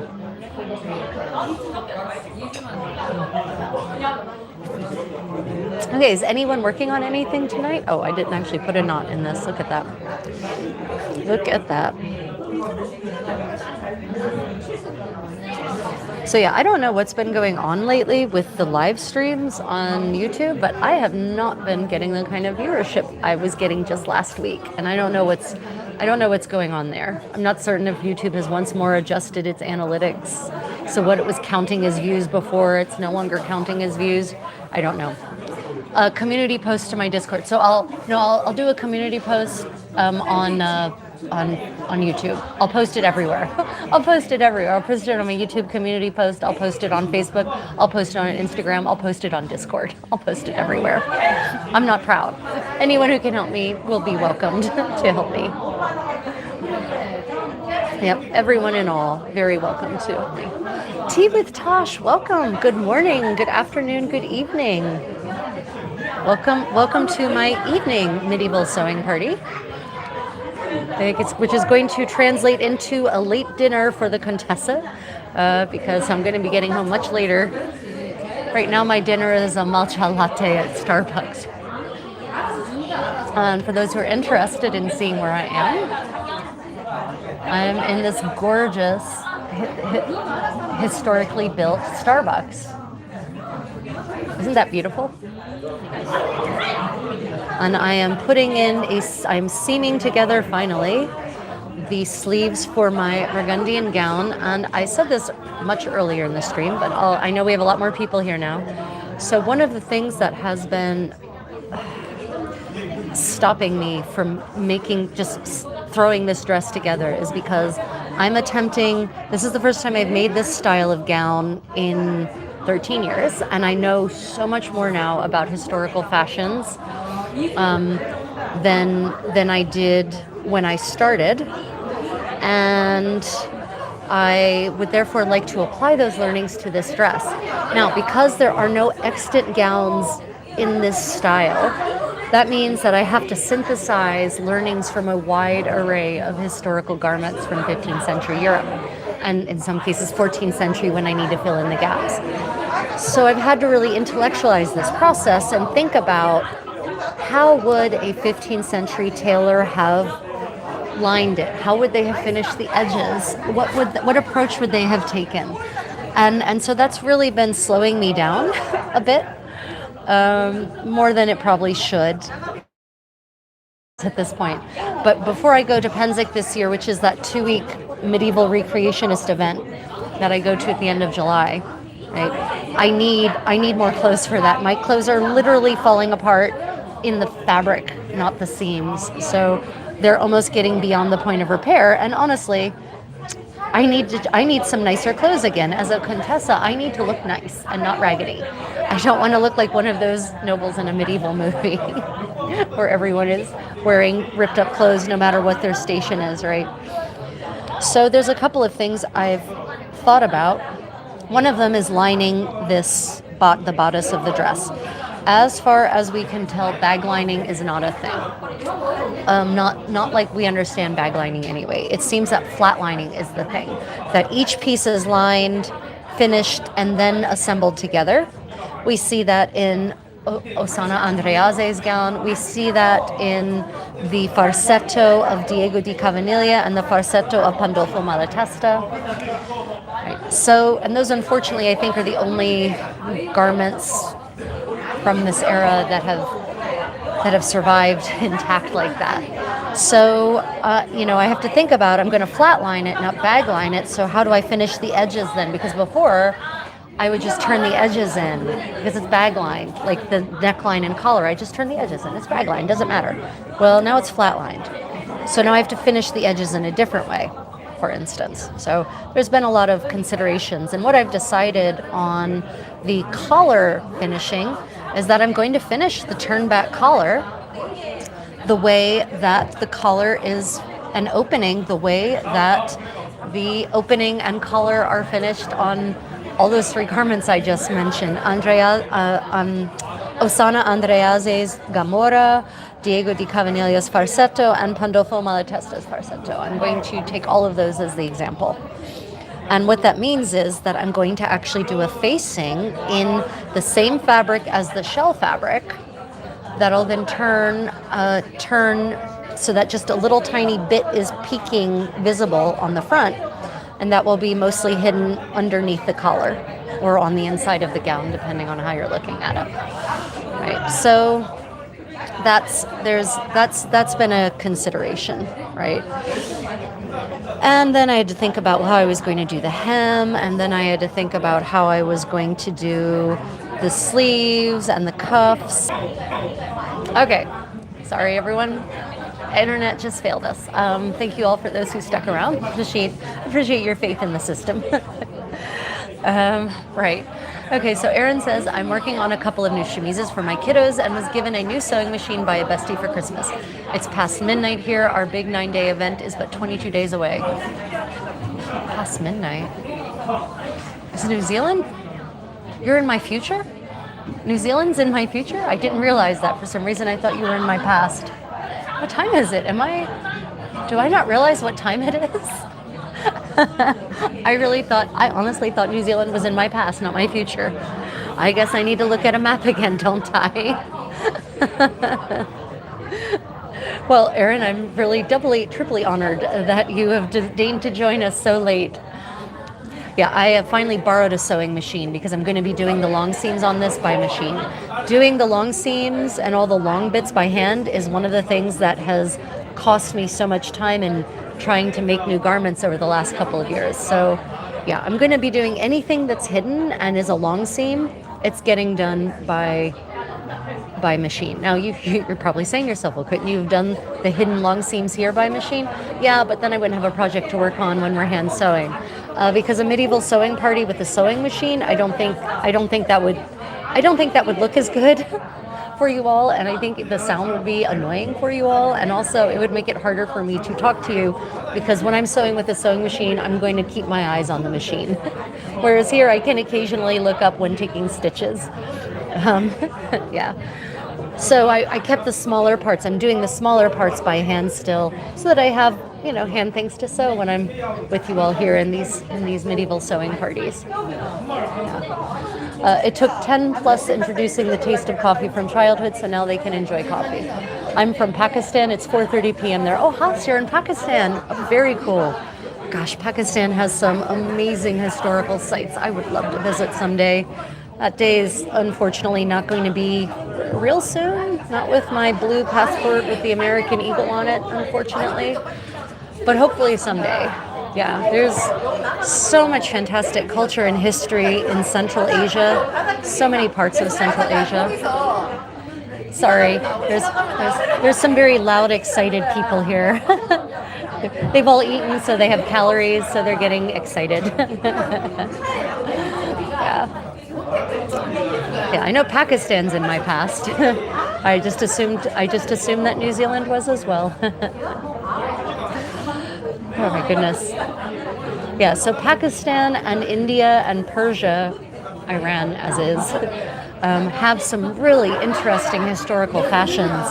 And one of the lovely things about this cookbook that I just got, feasting, dining in the Safavid court, includes pictures from the 16th and 17th century in the Safavid court, and the clothes are just so elegant for men and women. It's, I miss men dressing in interesting clothes with colors and shape and layers, right? I think a man in a garment that drags on the ground, super powerful, super attractive. So yeah, looking at the imagery in this cookbook really made me want to actually, makes me want to once more delve into historical Persian garments, because historical Persian fashion is just so elegant, graceful. The layers in silk and cotton and fine cotton, so beautiful. Oh yeah, so that would maybe be why there was the question about cotton in medieval clothing. Yeah, sorry, medieval European clothing, just not using cotton as a fabric for the most part. Cotton wool for stuffing padded garments, cotton linen blend, fustian for utilitarian garments, but pure cotton doesn't really start making an appearance until the end of the 15th century. And even then, it's very expensive and very much a luxury material. So did anyone eat anything delicious for Christmas, or did anyone do any medieval cooking for Christmas?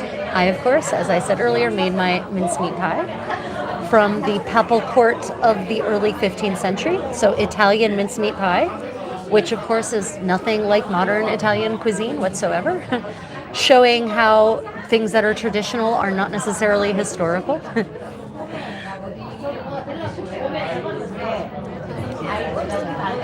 Oh, what else?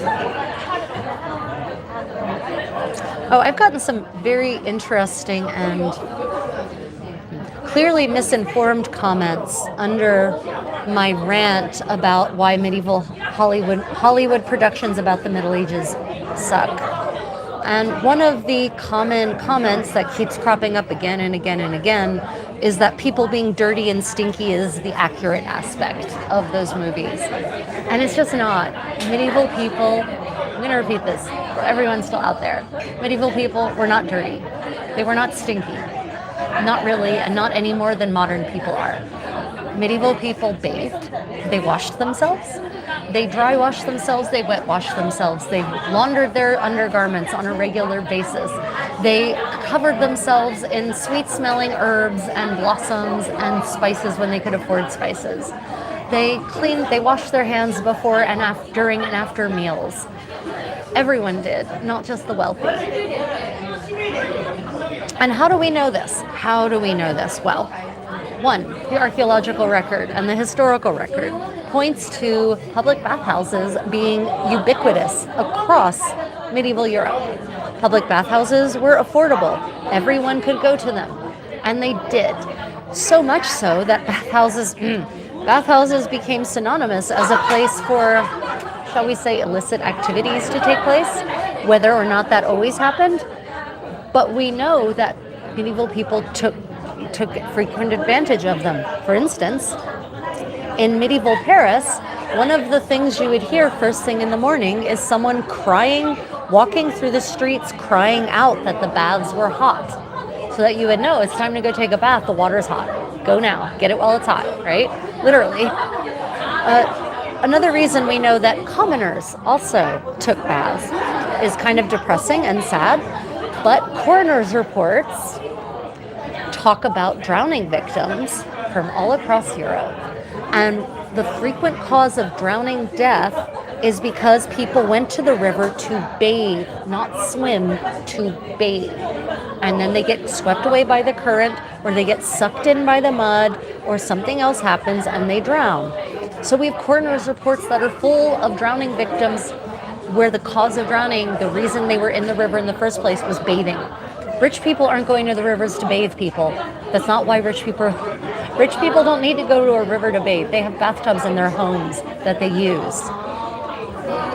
So yeah, there's all kinds of evidence that medieval Europeans were clean, that they smelled nice, that their clothes were clean, that they didn't just walk around with streaks of mud on their faces. Now, yes, when people are working, 100%. In the middle of doing a dirty job, they would get dirty. Of course they would. No one's debating that. A potter who is throwing clay on a wheel is going to get muddy. Duh. But when they're not in the midst of doing their job, after they're done, they will clean themselves up. They will not just walk around the next 7 days with mud on their face. It just wasn't done. And one of the reasons that Europeans wanted to smell nice, all of them wanted to smell nice, is because the prevailing theory of health in the era of contagion was miasma. Miasma is literally foul-smelling air. And they assumed that foul-smelling air carried with it contagion. That was how you would catch the plague, for instance. And so one of the primary methods of preventing disease for medieval people was to keep themselves smelling sweet and not just covering up not just covering up the body odor with sweet smells. No, getting rid of the body odor by washing and then adding sweet smells on top of that. And yes, they didn't have germ theory. Of course, medieval people didn't have germ theory. But you don't need germ theory germ theory isn't the only incentive to stay clean. How many of you have tried walking around for weeks on end with mud just smeared on your face permanently? It's not a good feeling. Medieval people felt the same sensations that we feel, that would have felt unpleasant to them as well. You don't want dirt in your food. Why would you want that? So yeah, there's plenty of evidence that medieval people kept clean. You don't need a bathtub to stay clean. You don't need a shower to stay clean. Honestly, to stay clean, all you need is a bowl and a washcloth. That's it. You don't even need soap. But also, there's records of purchases of soap to stay clean, not for laundry. You don't use soap in the laundry, not that kind of soap anyway. These soap that are being purchased are the fine castile olive oil soap that you use on your skin and your hair. Right. So, yeah. Sorry, but it's bullshit that medieval Europeans were filthy and stank. And again, I can't prove, I'm not proving that I'm going for the evidence leads me, and the evidence points towards cleanliness on all scores, at all levels of society. Oh goodness, let me see if the chat has frozen. Hold on, sorry. Yep, okay. Chat filtered all. Sorry. Medieval Europe was okay. So has life. There's a difference between when you say medieval Europe was not clean. You're talking about the cities? So yeah, European cities were not super clean, 100%. They were not, but the people were, and the people worked hard to be clean. Yep. There were many cities that were not clean. Absolutely, sure. And people at the time comment on the cities not necessarily being clean. But it also depends on where and when you were. Not all medieval cities were the same. Remember, medieval Europe, not a monolith across the 1,000 years of history. The continent is not a monolith geographically within any given period. So, for instance, medieval Moorish cities in Andalusia, in Al-Andalus, as it was called, were super clean and super advanced, complete with sewage systems that were really sophisticated, right?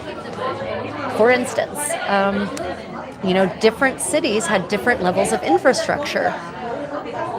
But even still, there were cities that were dirty. And there were cities that had animal feces, and there were cities that had mud. And there were cities where, the streets were not the sweetest smelling place. But that doesn't mean that the people were dirty. The people, it's easier to do something about your own level of cleanliness than about the level of cleanliness of your city. Yeah. Hello from Malaysia, Anika Lik. Welcome. Thank you for joining us. Queen Victoria died of old age-related medical stuff. Yep, absolutely. Queen Victoria died 100% of old age. She lived to a very old age. Good God. Yeah.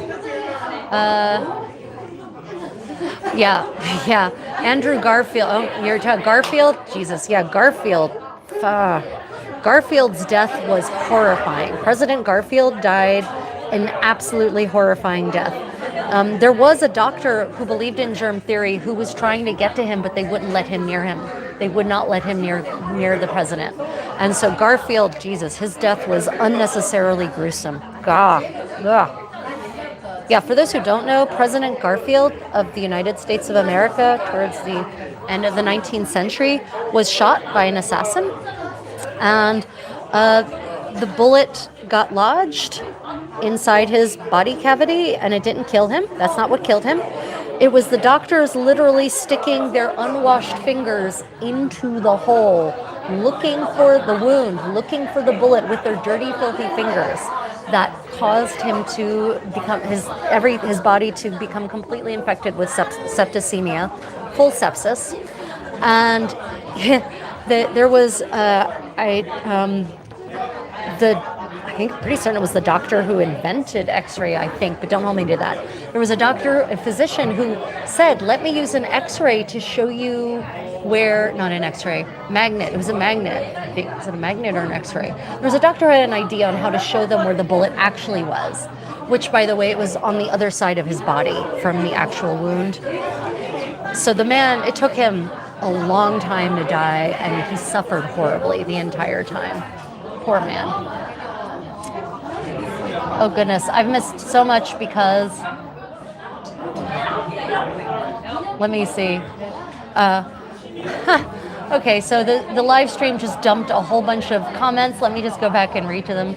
I far prefer to hand sew, but my kiddos grow out of garb way too fast. Yep, I also prefer to hand sew. I enjoy the process. I enjoy the feeling of the fabric in my fingers. I enjoy the sensation of the needle piercing the fabric, of the thread gliding through. I love watching my stitches turn out relatively straight and even, less straight and even when I live stream. But thankfully it doesn't seem to matter that much. I have to comment now as a Pakistani here. I'm from India, sitting in New Delhi, and it's 5:02. Yeah, Vivek, thank you for joining us from New Delhi. India, I've been to India. I've been to Kochi in the south, in Kerala.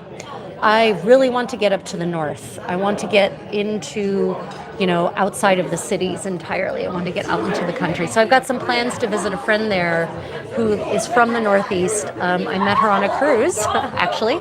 And I've got some plans to go there and visit her in the northwest, not northeast, in the northwest. And I'm really excited to stay with her family and not be a tourist. I want to see India. I don't want to be a tourist. Does that make sense? I try not to be a tourist when I go places.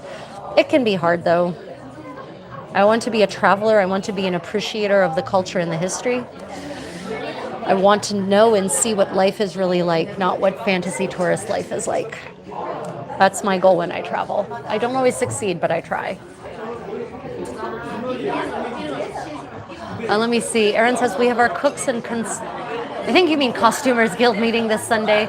We'll all be medieval food, rather looking forward to it. I just love medieval cuisine so much because it's so similar to modern Indian cuisine in many ways. So similar to a lot of modern Middle Eastern cuisines in many ways. So I appreciate all those flavors. Let me see. So just so everyone knows, the plague, you all need to pay attention. The plague wasn't just in Europe. The plague ravaged China and Central Asia as well. In fact, the plague started in Central Asia. So you might want to look back at your own history. The plague hit Pakistan as well. Let me see. Okay, I need to read a bit of history. Oh, let me see. Has life. Back to the topic of President Garfield. I know, I'm bouncing everywhere because of the live chat. Go with me, people. Yeah, so President Garfield could have lived. He could have. He did not have to die. His death was completely unnecessary. Yeah, 100%. Anika Leek says that's how women died in childbirth. Yeah, childbed fever. The most common way for a mother to die in certain ages was childbed fever because of the unclean hands that, physicians stuck in places often. And the unclean things with which they would pack the birth canal. Real bad news. Let me see. A magnet. Thank you, Hassaslave. It was a magnet, right? Yep. And they wouldn't let him near him for a long time. Yep.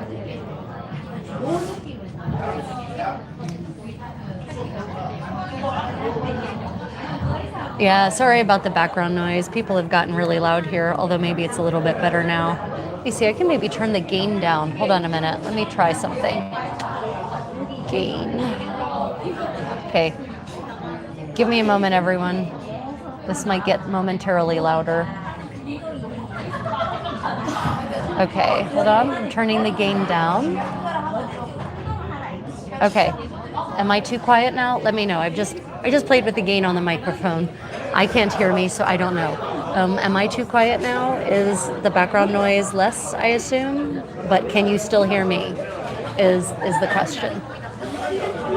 Tea with Tosh says, my hand sewing is the shit. I agree 100%. My hand sewing is known to be really good. I like to think my great-grandfather, who was a tailor, blessed me. That is so cool that your great-grandfather was a tailor. That's awesome. Pretend she's in a tavern. Voice is good? Okay.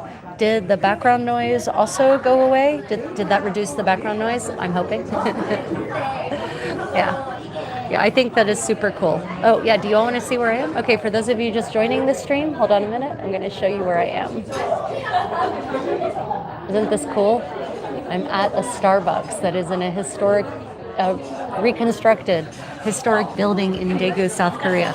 I do believe, refer to this as one of the most beautiful, if not the most beautiful Starbucks in the world.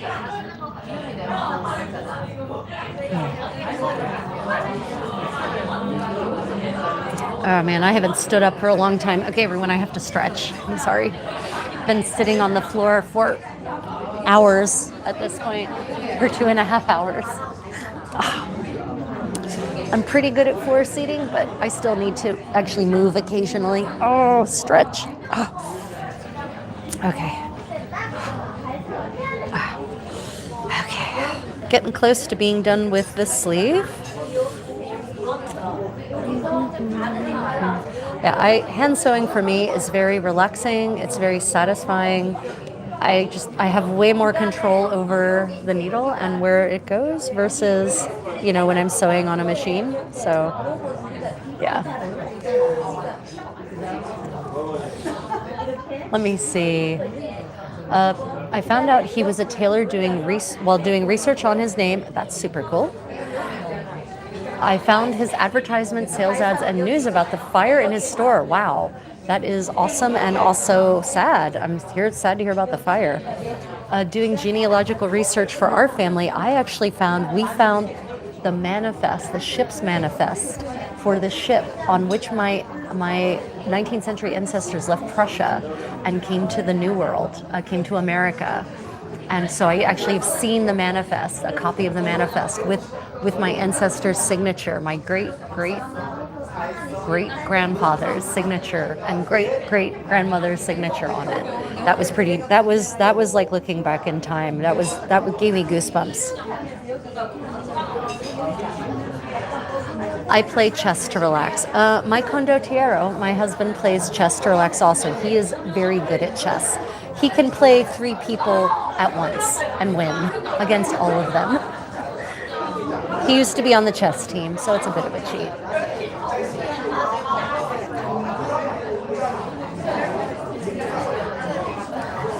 So what is everyone's favorite stitch? For those of you who sew, do you have a favorite stitch?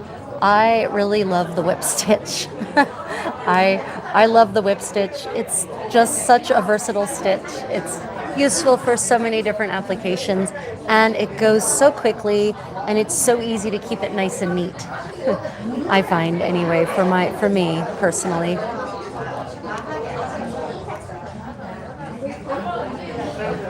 And when I was looking at those historic Korean garments, those 16th century Korean skirts that I looked at last week, whip stitch and blind stitch featured very heavily in the construction of these garments. Also the running stitch. Those seem to be the 3 main stitches: running stitch, whip stitch, and blind stitch. Blind stitch being a species of whip stitch. Yeah. Ooh, cats will be cats. Welcome back. Lovely to see you again. I'll mention you, Haas. I'll mention you to Ryan. Running back stitch is a go-to for me. Yeah, running back stitch is what I'm doing right now. Yep, it is the go-to for seams, in my opinion. Seams that are under medium strain, but not like seriously hard strain. Like bodice, I'll use just back stitch, straight up back stitch on the bodice. But on the sleeves, running back stitch is the way. It is the way. I'm a back stitcher. I love it, but because of sashiko, I'm learning to love running stitch. Yeah, running stitch seems to be the go-to for skirt seams in Europe and in Korean historical garments, and it makes sense. Your skirts, because they're so full and voluminous, there's not going to be a lot of stress that is applied to the seams in your skirts, so why would you waste time and effort putting in a super secure full back stitch or running back stitch when a running stitch will do just fine? And the interesting thing about the skirts of the Korean skirts, because they were basically sewing together full widths of fabric, they used the selvage. And I mean, super tiny seam allowances, like millimeters, 1 or 2 millimeter seam allowance, getting the maximum width out of that fabric that they could. And the seams are not pressed open. I mean, the fabric is pressed open, but the seam is not, because there's no way to press it open. Ooh, has life. I just saw you messaged me on Instagram on travels. I'll get to you later, okay? Can't do it right now. It would literally post the live stream. Yep, I got you, Has. I'll put you in contact with Ryan. In Japanese garment construction, it's mostly running stitch, no strain mostly. Yep, T with Tash. It seems to be that the Koreans took the same approach to the garments that are not put under strain. Why waste the extra effort and material?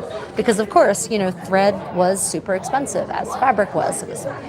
So why would you waste extra thread doing back stitching if you don't need it? So yeah, it was interesting, not shocking, but interesting and gratifying to see the similarities between 16th century Korean tailoring and sewing techniques and 16th century European and tailoring and sewing techniques. The unexpected thing was bag lining. Bag lining seems to have been the way they did, for the most part, both the jogori and the chima, so the tops, the jacket tops, the bolero tops, you want to translate that, and the skirts, bag lining. And they didn't stitch the ditch or connect the layers together, which I was a little shocked at that, because, I would think, you want it to be as neat as possible. You would throw some extra stitches in there to keep it all nice and together. Does not seem to be the case. But my investigations have just begun. I need to examine many more garments of all the different types to really get an idea on what is prevalent versus what could be an outlier. What happens when you stare at the screen and poke your needle through? I just sank that needle well into my thumbnail bed. Ouch. Okay, well, that's going to bleed for a little bit. Thankfully, this fabric is black. It can take it. Oh, God. The holes I get in my fingers from hand sewing. Question, what did the eunuchs wear? Did they have special clothing? Yes. So the court eunuchs, so if you're talking about in the Joseon dynasty, their position was identified by their color of their robes. So they wore, if I recall correctly, their robes were a specific shade of green, and they had a specific rank badge. But the shape of the robes was the same as all the members as all the official robes. So in Joseon Dynasty, the official robes were pretty strictly codified, which meant that they didn't evolve very much. They evolved a little bit, but not a lot, and that was specified. So all officials and eunuchs were officials of the court. All officials had this garment called a dalyong that they wore over top of other garments that were also officially defined. But the eunuchs, if I recall, theirs had to be a specific shade of green. Now, what they wore when they were out doing, because they did get time off, and they did get to go out and go to taverns and socialize and eat out and travel and whatnot. So when they traveled, they just wore fashionable garments. But when they were performing their official role as a court eunuch, then they had their official robes. The shape wasn't different. The color was different and specific in their rank badge. Yeah. How old is bobbin lace making? Bobbin lace making seems to date to the first quarter of the 16th century, and it is the natural progression from lace making with finger loop braiding.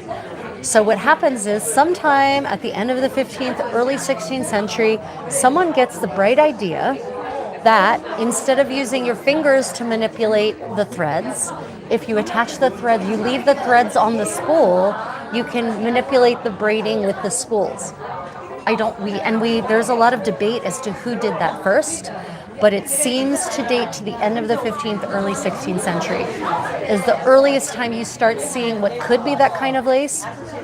And then in the 16th century, we start seeing it mentioned in inventories and expense accounts, right? And so that's about the time we start seeing bobbin lace. And then by the middle of the 16th century, there are books being published with bobbin lace patterns. And that's why we have the term bobbin lace, because originally lace making was not using bobbins at all and did not produce the lacy kind of thing that we now associate with the word lace. So yeah, dates to end of the 15th, early 16th century is when it gets its start off. And if you really look at some of the more ornate finger loop braids that were possible with 2 people or 3 people in the 15th century, you can see how those definitely were the forerunners of bobbin lace. Yeah. Yep. Yeah, has life, yeah. It hurts a little bit. My thumb is throbbing. It's okay. Push through the pain. Push through the pain. What is it that we sewists always say about projects? It's going to be, the garment will be doomed unless you make a blood sacrifice. Blood sacrifice achieved. The gown is now blessed.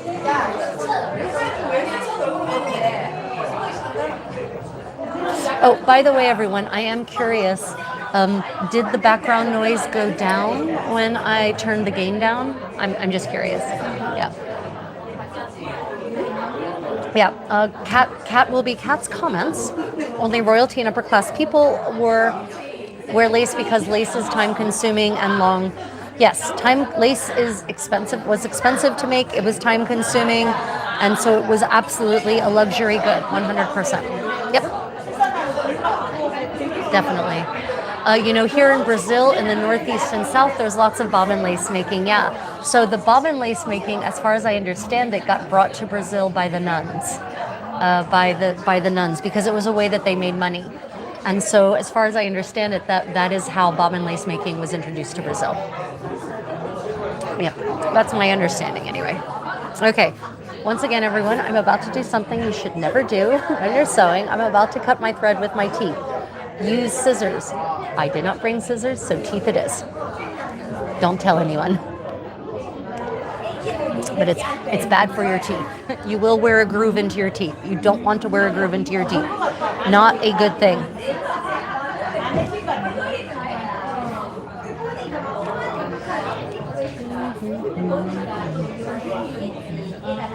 Okay, last, I'm going to finish this line of stitching up and then I will call it good. Yeah, the place is getting crowded. Yeah, background noise is up. Well, actually, the gain should still be pretty low. I wonder what that second thing is. Looks like my microphone is about to die anyway. Well, we've got one last little bit of stitching. I'll finish that up. I'll show you the final piece, and then I will bid you all a farewell. So, that being said, you guys have about 10 more minutes to ask me questions. So if you have any questions about medieval material culture, medieval life, medieval practices, medieval history, you can ask me about historical Korean fashion if you want. I have, at this point, acquired a respectable amount of knowledge to share with you. Dr. Minji Kim has my partner in crime in this research project into historical Korean clothing, has been offered and has accepted an amazing position, a lifetime opportunity for a fashion historian to teach at the Fashion Institute of New York.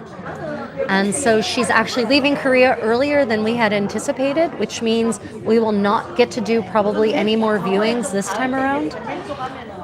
So unfortunately, I will not have as much information for you all as soon as I would like, but I'm hoping she'll be able to come back before next Christmas, and we can, specifically for the purposes of some serious garment examination. So we shall see. But I'm very happy for her because getting an actual lecturer position for the semester at a university for a fashion historian is a big deal. Big deal, rather than just being a guest lecturer. And she's going to be teaching East Asian fashion or Asian fashion. So I'm very excited for her. Let me see.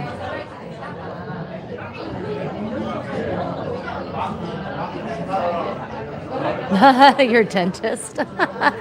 Yeah, my dentist, like, why are there grooves in your teeth? No reason. Born that way. My teeth had grooves in them. Yeah.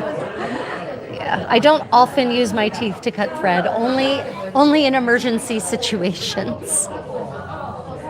In sewing emergencies. Yeah, so also I think if I don't keep talking, the background noise gets louder because then the microphone focuses on the background noise and not my voice. So you guys need to keep asking me questions so I keep talking. Because otherwise what happens is I fall into a trance while sewing, right?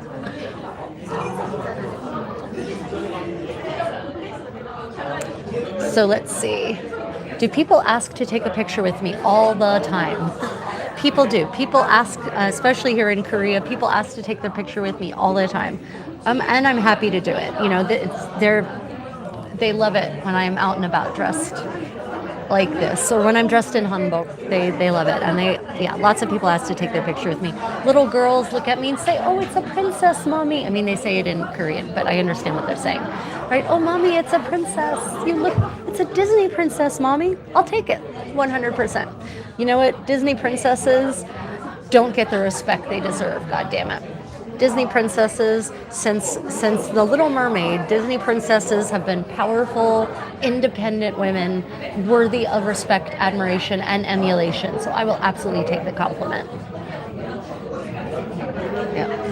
Yeah, Koreans love beautiful things. They like beautiful clothes.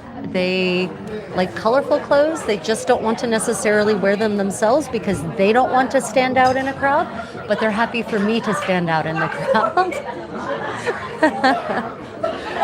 It's an interesting conundrum, right? They prefer colors, they love colors, but Koreans generally wear beige and tan and brown and white and black because those colors don't stand out because they don't want to stand out in a crowd. I learned that recently.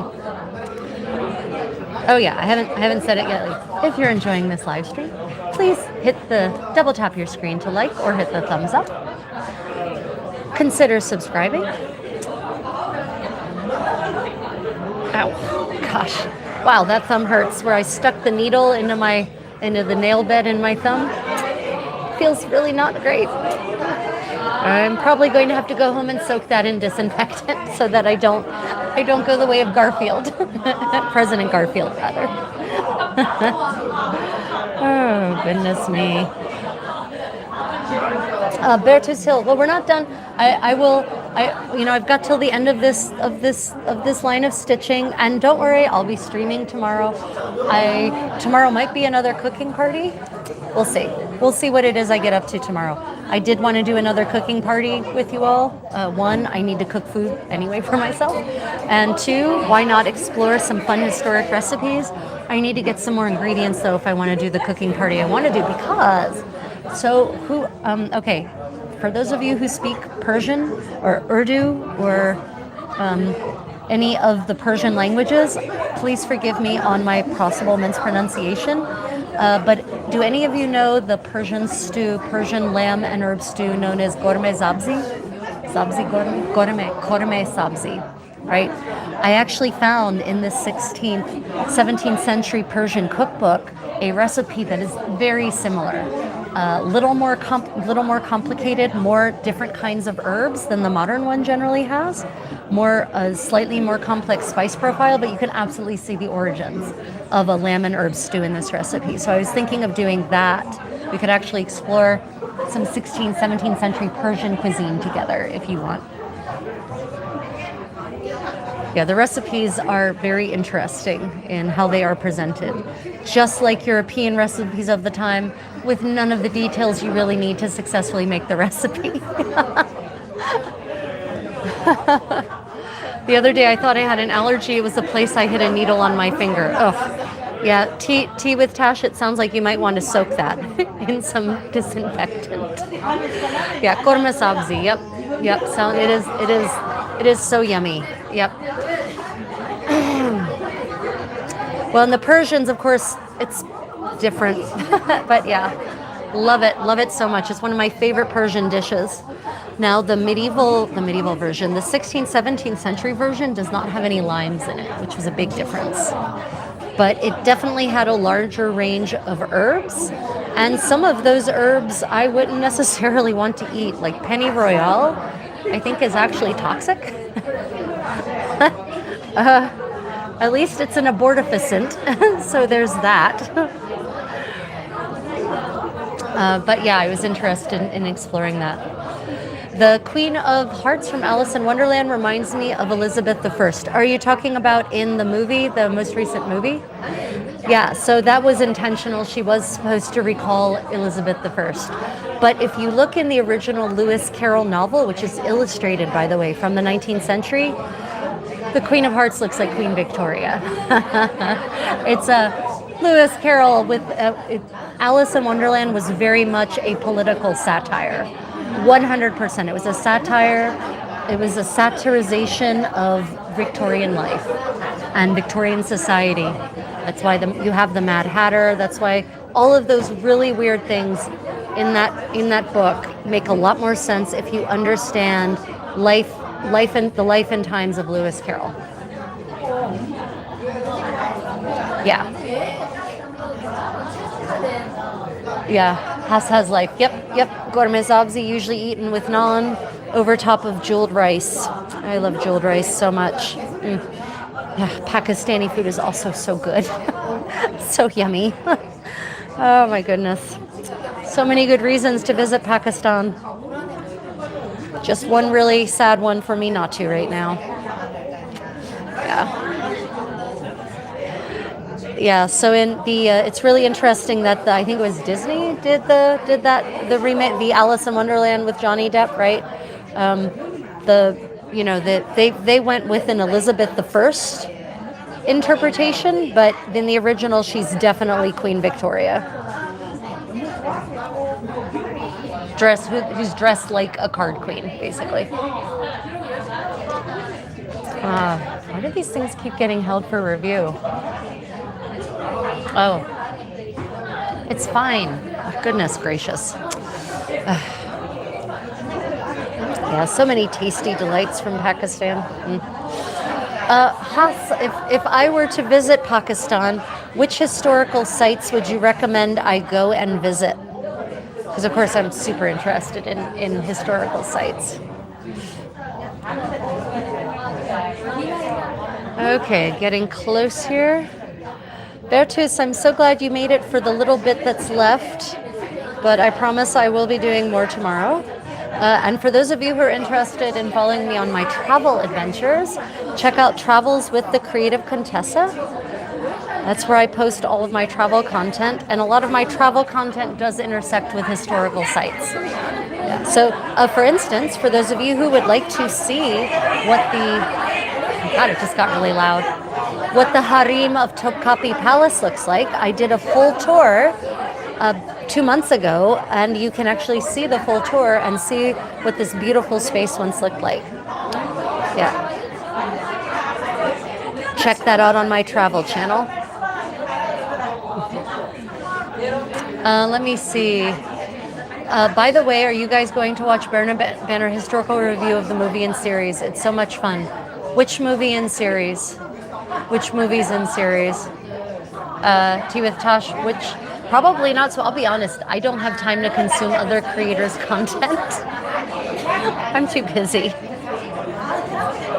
Yeah, I tend to watch more. I watch a lot of K-drama because historical K-drama especially, but K-drama in general because it's good for my listening comprehension for Korean, and I really enjoy the witty style of the latest K-dramas. I'm really big into K-dramas about social justice because I feel like the United States is moving towards social injustice.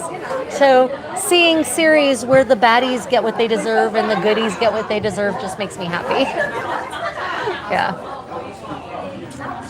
Let me see. Especially the different spices, and it were used for trading for ages. Yep, spices. The spice routes have been used. The spice route, you know, the Silk Road should honestly also be called the Spice Road, right? And the Spice Road has been connecting east to west for thousands of years. So yeah, 100%. It's only in the last 400 years of European cuisine have we become a boring cuisine with no spice profile. Okay, so I have finished the seam here. I'm just going to finish this, bury my needle. Do any of you else use the bury the needle technique? I put a knot in at the end of my line of stitching, and then I bury the needle so that I have one last, almost like a back stitch on the sewing machine. And then I cut the thread after burying the needle, running backwards a little bit.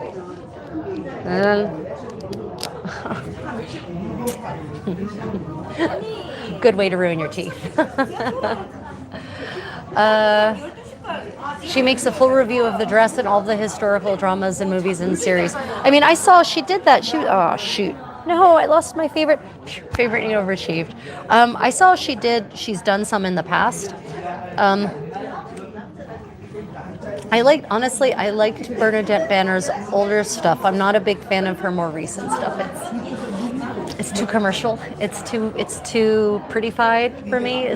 I liked her earlier stuff when she felt more relatable, I guess, is what I'm saying, right? Yeah, I enjoyed watching her struggle through the creative process. Right? I enjoyed watching her mistakes. I enjoyed seeing the little, the signs of humanness, of humanity, of being immortal, right? And her more recent content is just, it feels a little like a sellout, which is another reason I'm kind of reluctant to get sponsored. You know what I mean? Because then I'll feel like a sellout. Anyway, let me see. Fun fact: Indian food is incredible. It's mostly vegetable based. They play with spices. Yeah.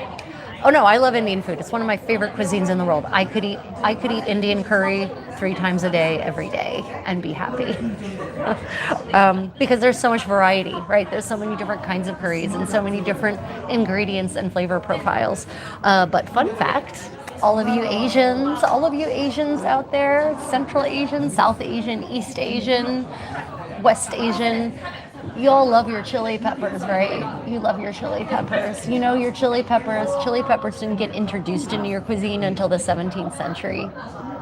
16th century in the case of the Mughal court, thanks to the Dutch. But it didn't really become a staple of your cuisine until like the 18th century. So all of your dishes that are so quintessentially spicy, like hot spicy, like, you know, they weren't. You're no peppers, no chili peppers. Sorry to burst your bubble, everyone, but all your cuisine, all Asian cuisine was a completely different ball of wax before the Columbian Exchange. And you can see that in this Persian cookbook. This Persian cookbook, there are no peppers, none, zero, zilch, not a single one, not even mentioned. All the food the flavors are achieved with spices and sour, lots of sour and sweet combined with the wonderful profile of the spices. So yeah, it's interesting to think of that. Let me show you now. Oh, poo! I just put pins in my needle case. Sad Contessa. I'm gonna have to clean that up later. Okay, not that sleeve. This sleeve. Right, here we go. Okay, so you can see running back stitch all the way down. Running back stitch all the way down. Right. Not as neat and the other side. That's the back side. The back side always looks worse. Running back stitch all the way down. Not as neat and perfect as I might like, because I was talking to you, my beloved people, my beloved community, sometimes maybe more than I should have. Well, I'll turn it right side out and we'll see how it looks when I turn it right side out. I think it'll be fine. And that'll make me decide if I have to redo any stitches or not. Generally though, with wool is very forgiving. Wool tends to absorb little inconsistencies, little parts of your stitches that maybe aren't so straight. It's one of the things I love about wool. Versus silk, and linen, which are much more sensitive to imperfections in your stitches. Oh, and I didn't bring my pin case. Well, hell. Okay, well then, let me just wrap up my thread. So everyone, I wanted to show you how I use my finger loop braiding samplers, my practice pieces, right? So here is one of the ones I did in yesterday's Christmas special. You can see where I completely lost the plot and got completely distracted by what we were talking about. Anyway, so this practice piece has a very great use. So when you have medieval spools for your thread or winders, they don't have notches for the thread. They just didn't put them in there. I don't know why they didn't. No notches for your thread. So how do you prevent your thread from coming undone when you put it in a pouch and transport it? Well, I take a nice big wide piece of finger loop braiding like this, and I just mummify them basically. I can put them all together, or I could wrap them separately, whatever. And that catches all of the ends of the thread. It protects the thread from wear and tear, also from transport, and keeps it all together. So it protects wear and tear. It keeps it from unwinding. There we go. I have my medieval spool thread package bound up with a piece of 15th century finger loop braiding. So that's a tip for you if you do finger loop braiding, i.e. lace making, and you have sampler pieces and you wonder, what do I do with these samples that are not the most perfect because they were practice pieces? Here you go. Here's one of my recommended uses. Okay, let me see. At the same time, Bernadette and other big historic sewing all stopped posting as often and changed the way they did stuff. It was weird as fuck. Yeah, so one of the reasons I think all of the big historical costumers changed the way they did stuff is they realized that from Patreon, they were charging monthly, not necessarily per video. So once they switched from per video charging to monthly charging, there was no benefit for them to post as often. And because they got in on the ground floor so long ago with YouTube, they don't have to post as often to keep the algorithm happy. I have to post. The second I stop streaming and stop posting, the algorithm punishes me because I'm a small channel. But the big channels, they don't operate by the same rules, and they figured that out. So yeah. Let me see. Traditional Japanese food is very bland, apparently. It is. It is. It's lovely, but it's bland, relatively speaking. Let me see.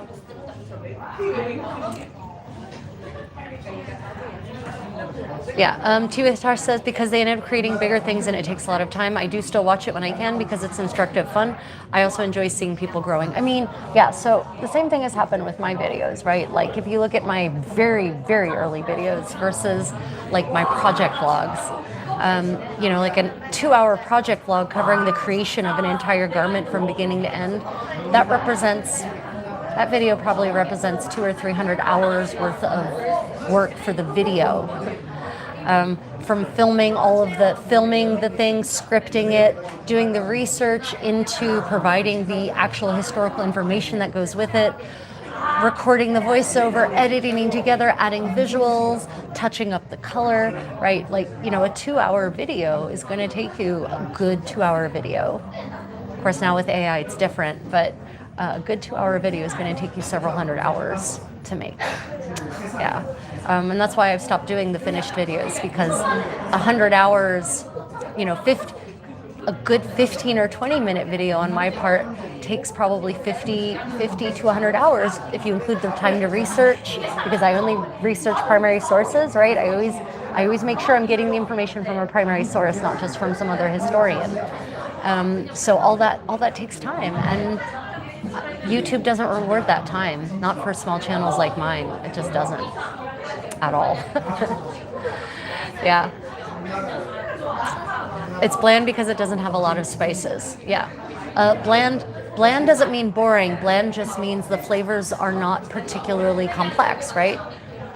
When you don't have spices, there's a limited flavor profile. It's not a judgment, it just is what it is. Yeah, tea with Tosh, it does. To produce quality content takes a long time, and I'm a one-man show these days, right? I do it all. I come up with the ideas, I do the research, I do the scripting, I do the filming, I do the editing, I do the post-editing, I do the posting, right? You realize that normally documentary makers have a team. I have me. So yeah, that's why I stopped. That's why I basically stopped making the super finished content and have moved to shorts and live streams, and that's where it's going to be.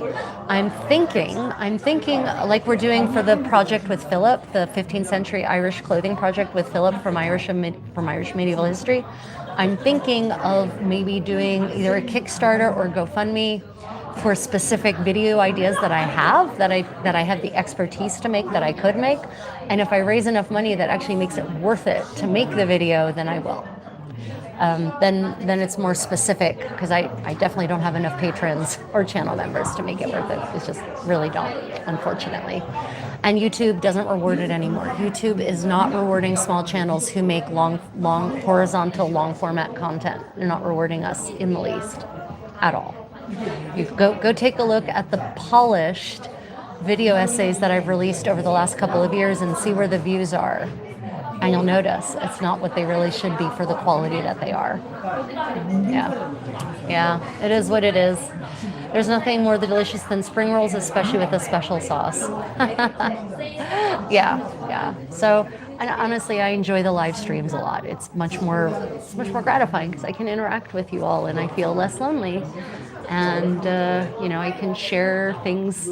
I can share the information you definitely want to know instead of thinking maybe you want to know this.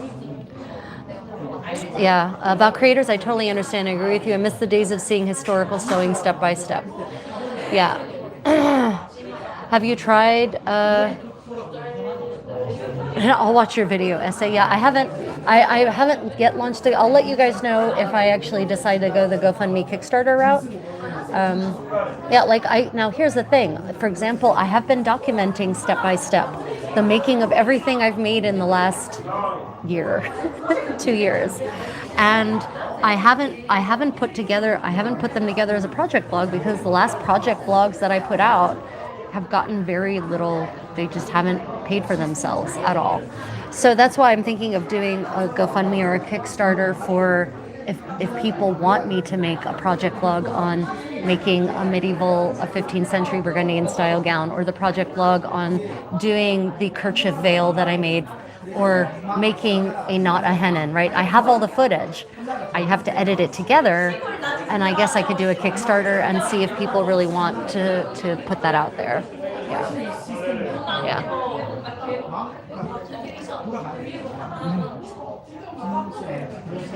There's a problem with YouTube moderation. I bet that's more hard to make videos with a strike. Yeah, I don't have any copyright strikes, thankfully, because I only use my own content that I film myself. um, but no, it's just for whatever reason YouTube is rewarding the big channels for their horizontal format stuff and not smaller channels like mine. I think YouTube doesn't know what to do with my, even though it should be the exact same as Bernadette Banner and Morgan Donner, right? Like the vlogs that I have on my project blogs should get the same kind of play. You know, I have better production values than their earlier pieces did. But it doesn't. And I definitely provide more historical information. That's something that a lot of the historical costumers don't do that I do when I make a project blog, is I provide direct primary source citations to provide evidence for why I'm doing it the way I'm doing it. And a lot of historical costumers don't do that. Yeah, but there it is. I would recommend starting a fashion and food blog or newsletter, but you're already stretched too thin. Yeah, I'm stretched way too thin. Way too thin. Oh, God. Yeah, like if I had a production team, then I could handle the content, the actual like research and making side of it, and then they could handle all the production stuff. But no, stretched way too thin. 100%. Ah, yeah, I'm down to the cold dregs of my matcha latte of my Shrek soup.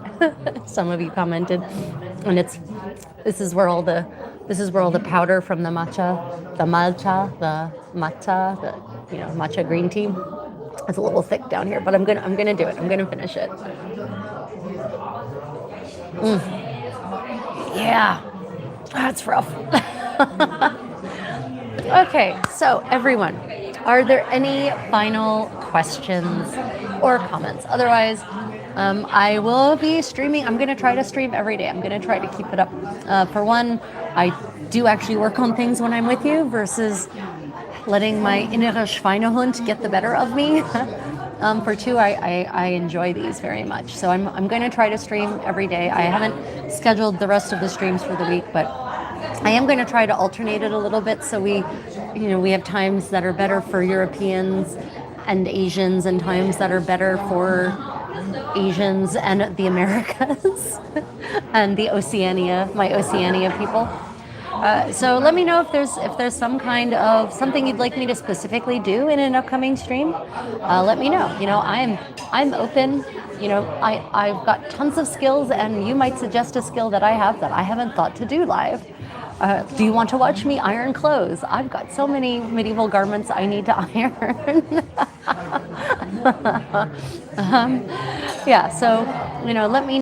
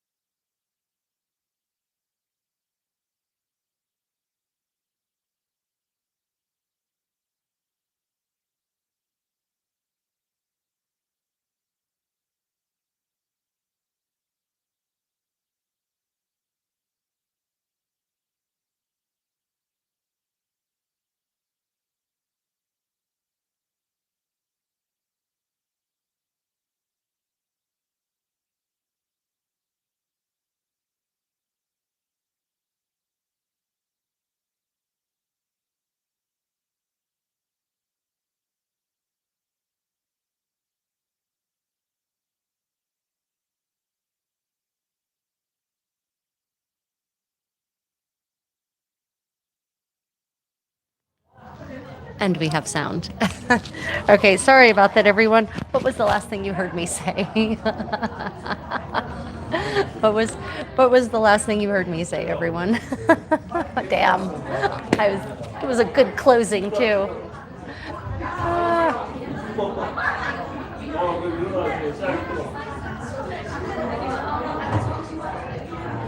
Okay. Right. What was the last thing you all heard me say? Let me know. Goodness gracious. Technology, why are you like this? Iron clothes. Iron clothes. Yes. Okay. Right. Hold on a minute. Let me. Okay. Okay. Yeah. So, let me know if there's something you'd like to watch me do. I will absolutely do it for you. Oh, tea with Tasha, I love you. You're so cute. Right. Okay, so I would like to take a moment to thank all of my patrons and my channel members. Thank you so much for supporting me. I know that times are tough, and so I am honored by your support of me. And I would like to thank the rest of you for supporting me in the ways you can, in the ways you do. For hitting the little heart and making me feel loved, for hitting the thumbs up, for leaving comments, for participating in the live chat, for sharing your stories with me. I do this mostly because of you, because of how this wonderful community we've built, because God knows I can't make a living off of it. So thank you all so much. And let me just take one last appreciate you doing these streams. History is not just battles and politics, so much behind the scenes, the everyday living. Yeah, I'm going to be honest, and I'll leave you all with this thought. Great man history bores me. My eyes glaze over. When people start talking names and dates, with no discussion about how they actually live their lives, I'm like, boring. I want to know how they live their lives. How did Queen Margrethe I of Denmark, what was a day like for her? What time did her day start? How did it start? Did she have damsels? How many? Did they help her dress? Did they not help her dress? Did they help her bathe? Like, those are the details that interest me. Those are the relatable details. I feel no connection to a general signing a treaty because I've never been a general signing a treaty, but I'm a human who gets up in the morning and has a routine. So that's how I can connect to people in the past. So yeah, great man history doesn't interest me so much, only in the way that it informs daily life. Oh well, that's probably why I may or may not make it as a fashion historian. We'll see. Okay, everyone. I was also saying I will be streaming every day. So again, let me know if there's some particular thing you would like to see me do in a live stream. And I'm going to end the stream pretty soon. So if I don't see it in the live chat, post it under the comments, under the video when the video posts. I will definitely see it and I will take it under advisement. Oh, has life. Could I get hired as a fashion expert? Hypothetically, I could if they actually cared about paying fashion historians, but for the most part, they don't. They don't give a crap. It would take, I've been hired, I do consult. I have been hired to consult on independent films and a couple of novels. Actually, it's novels where I get hired to consult more often than not, interestingly. So yeah, I do get hired for consultation. It is unlikely that any major production would ever care what a fashion historian actually has to say, because they're just going to want to do whatever the hell it is they want to do, or whatever the costumer wants to do to fulfill their vision. So yeah, that is what it is. Okay, everyone, I can feel that I can't feel my butt and my lower legs and my legs, so I'm going to get up and move around. I'm going to go home and get some dinner. Merry Christmas to you all. I love you all, and I look forward to seeing hopefully many of you in tomorrow's live stream. Good night, good morning, good evening, good afternoon, everyone. Until next time, stay creative.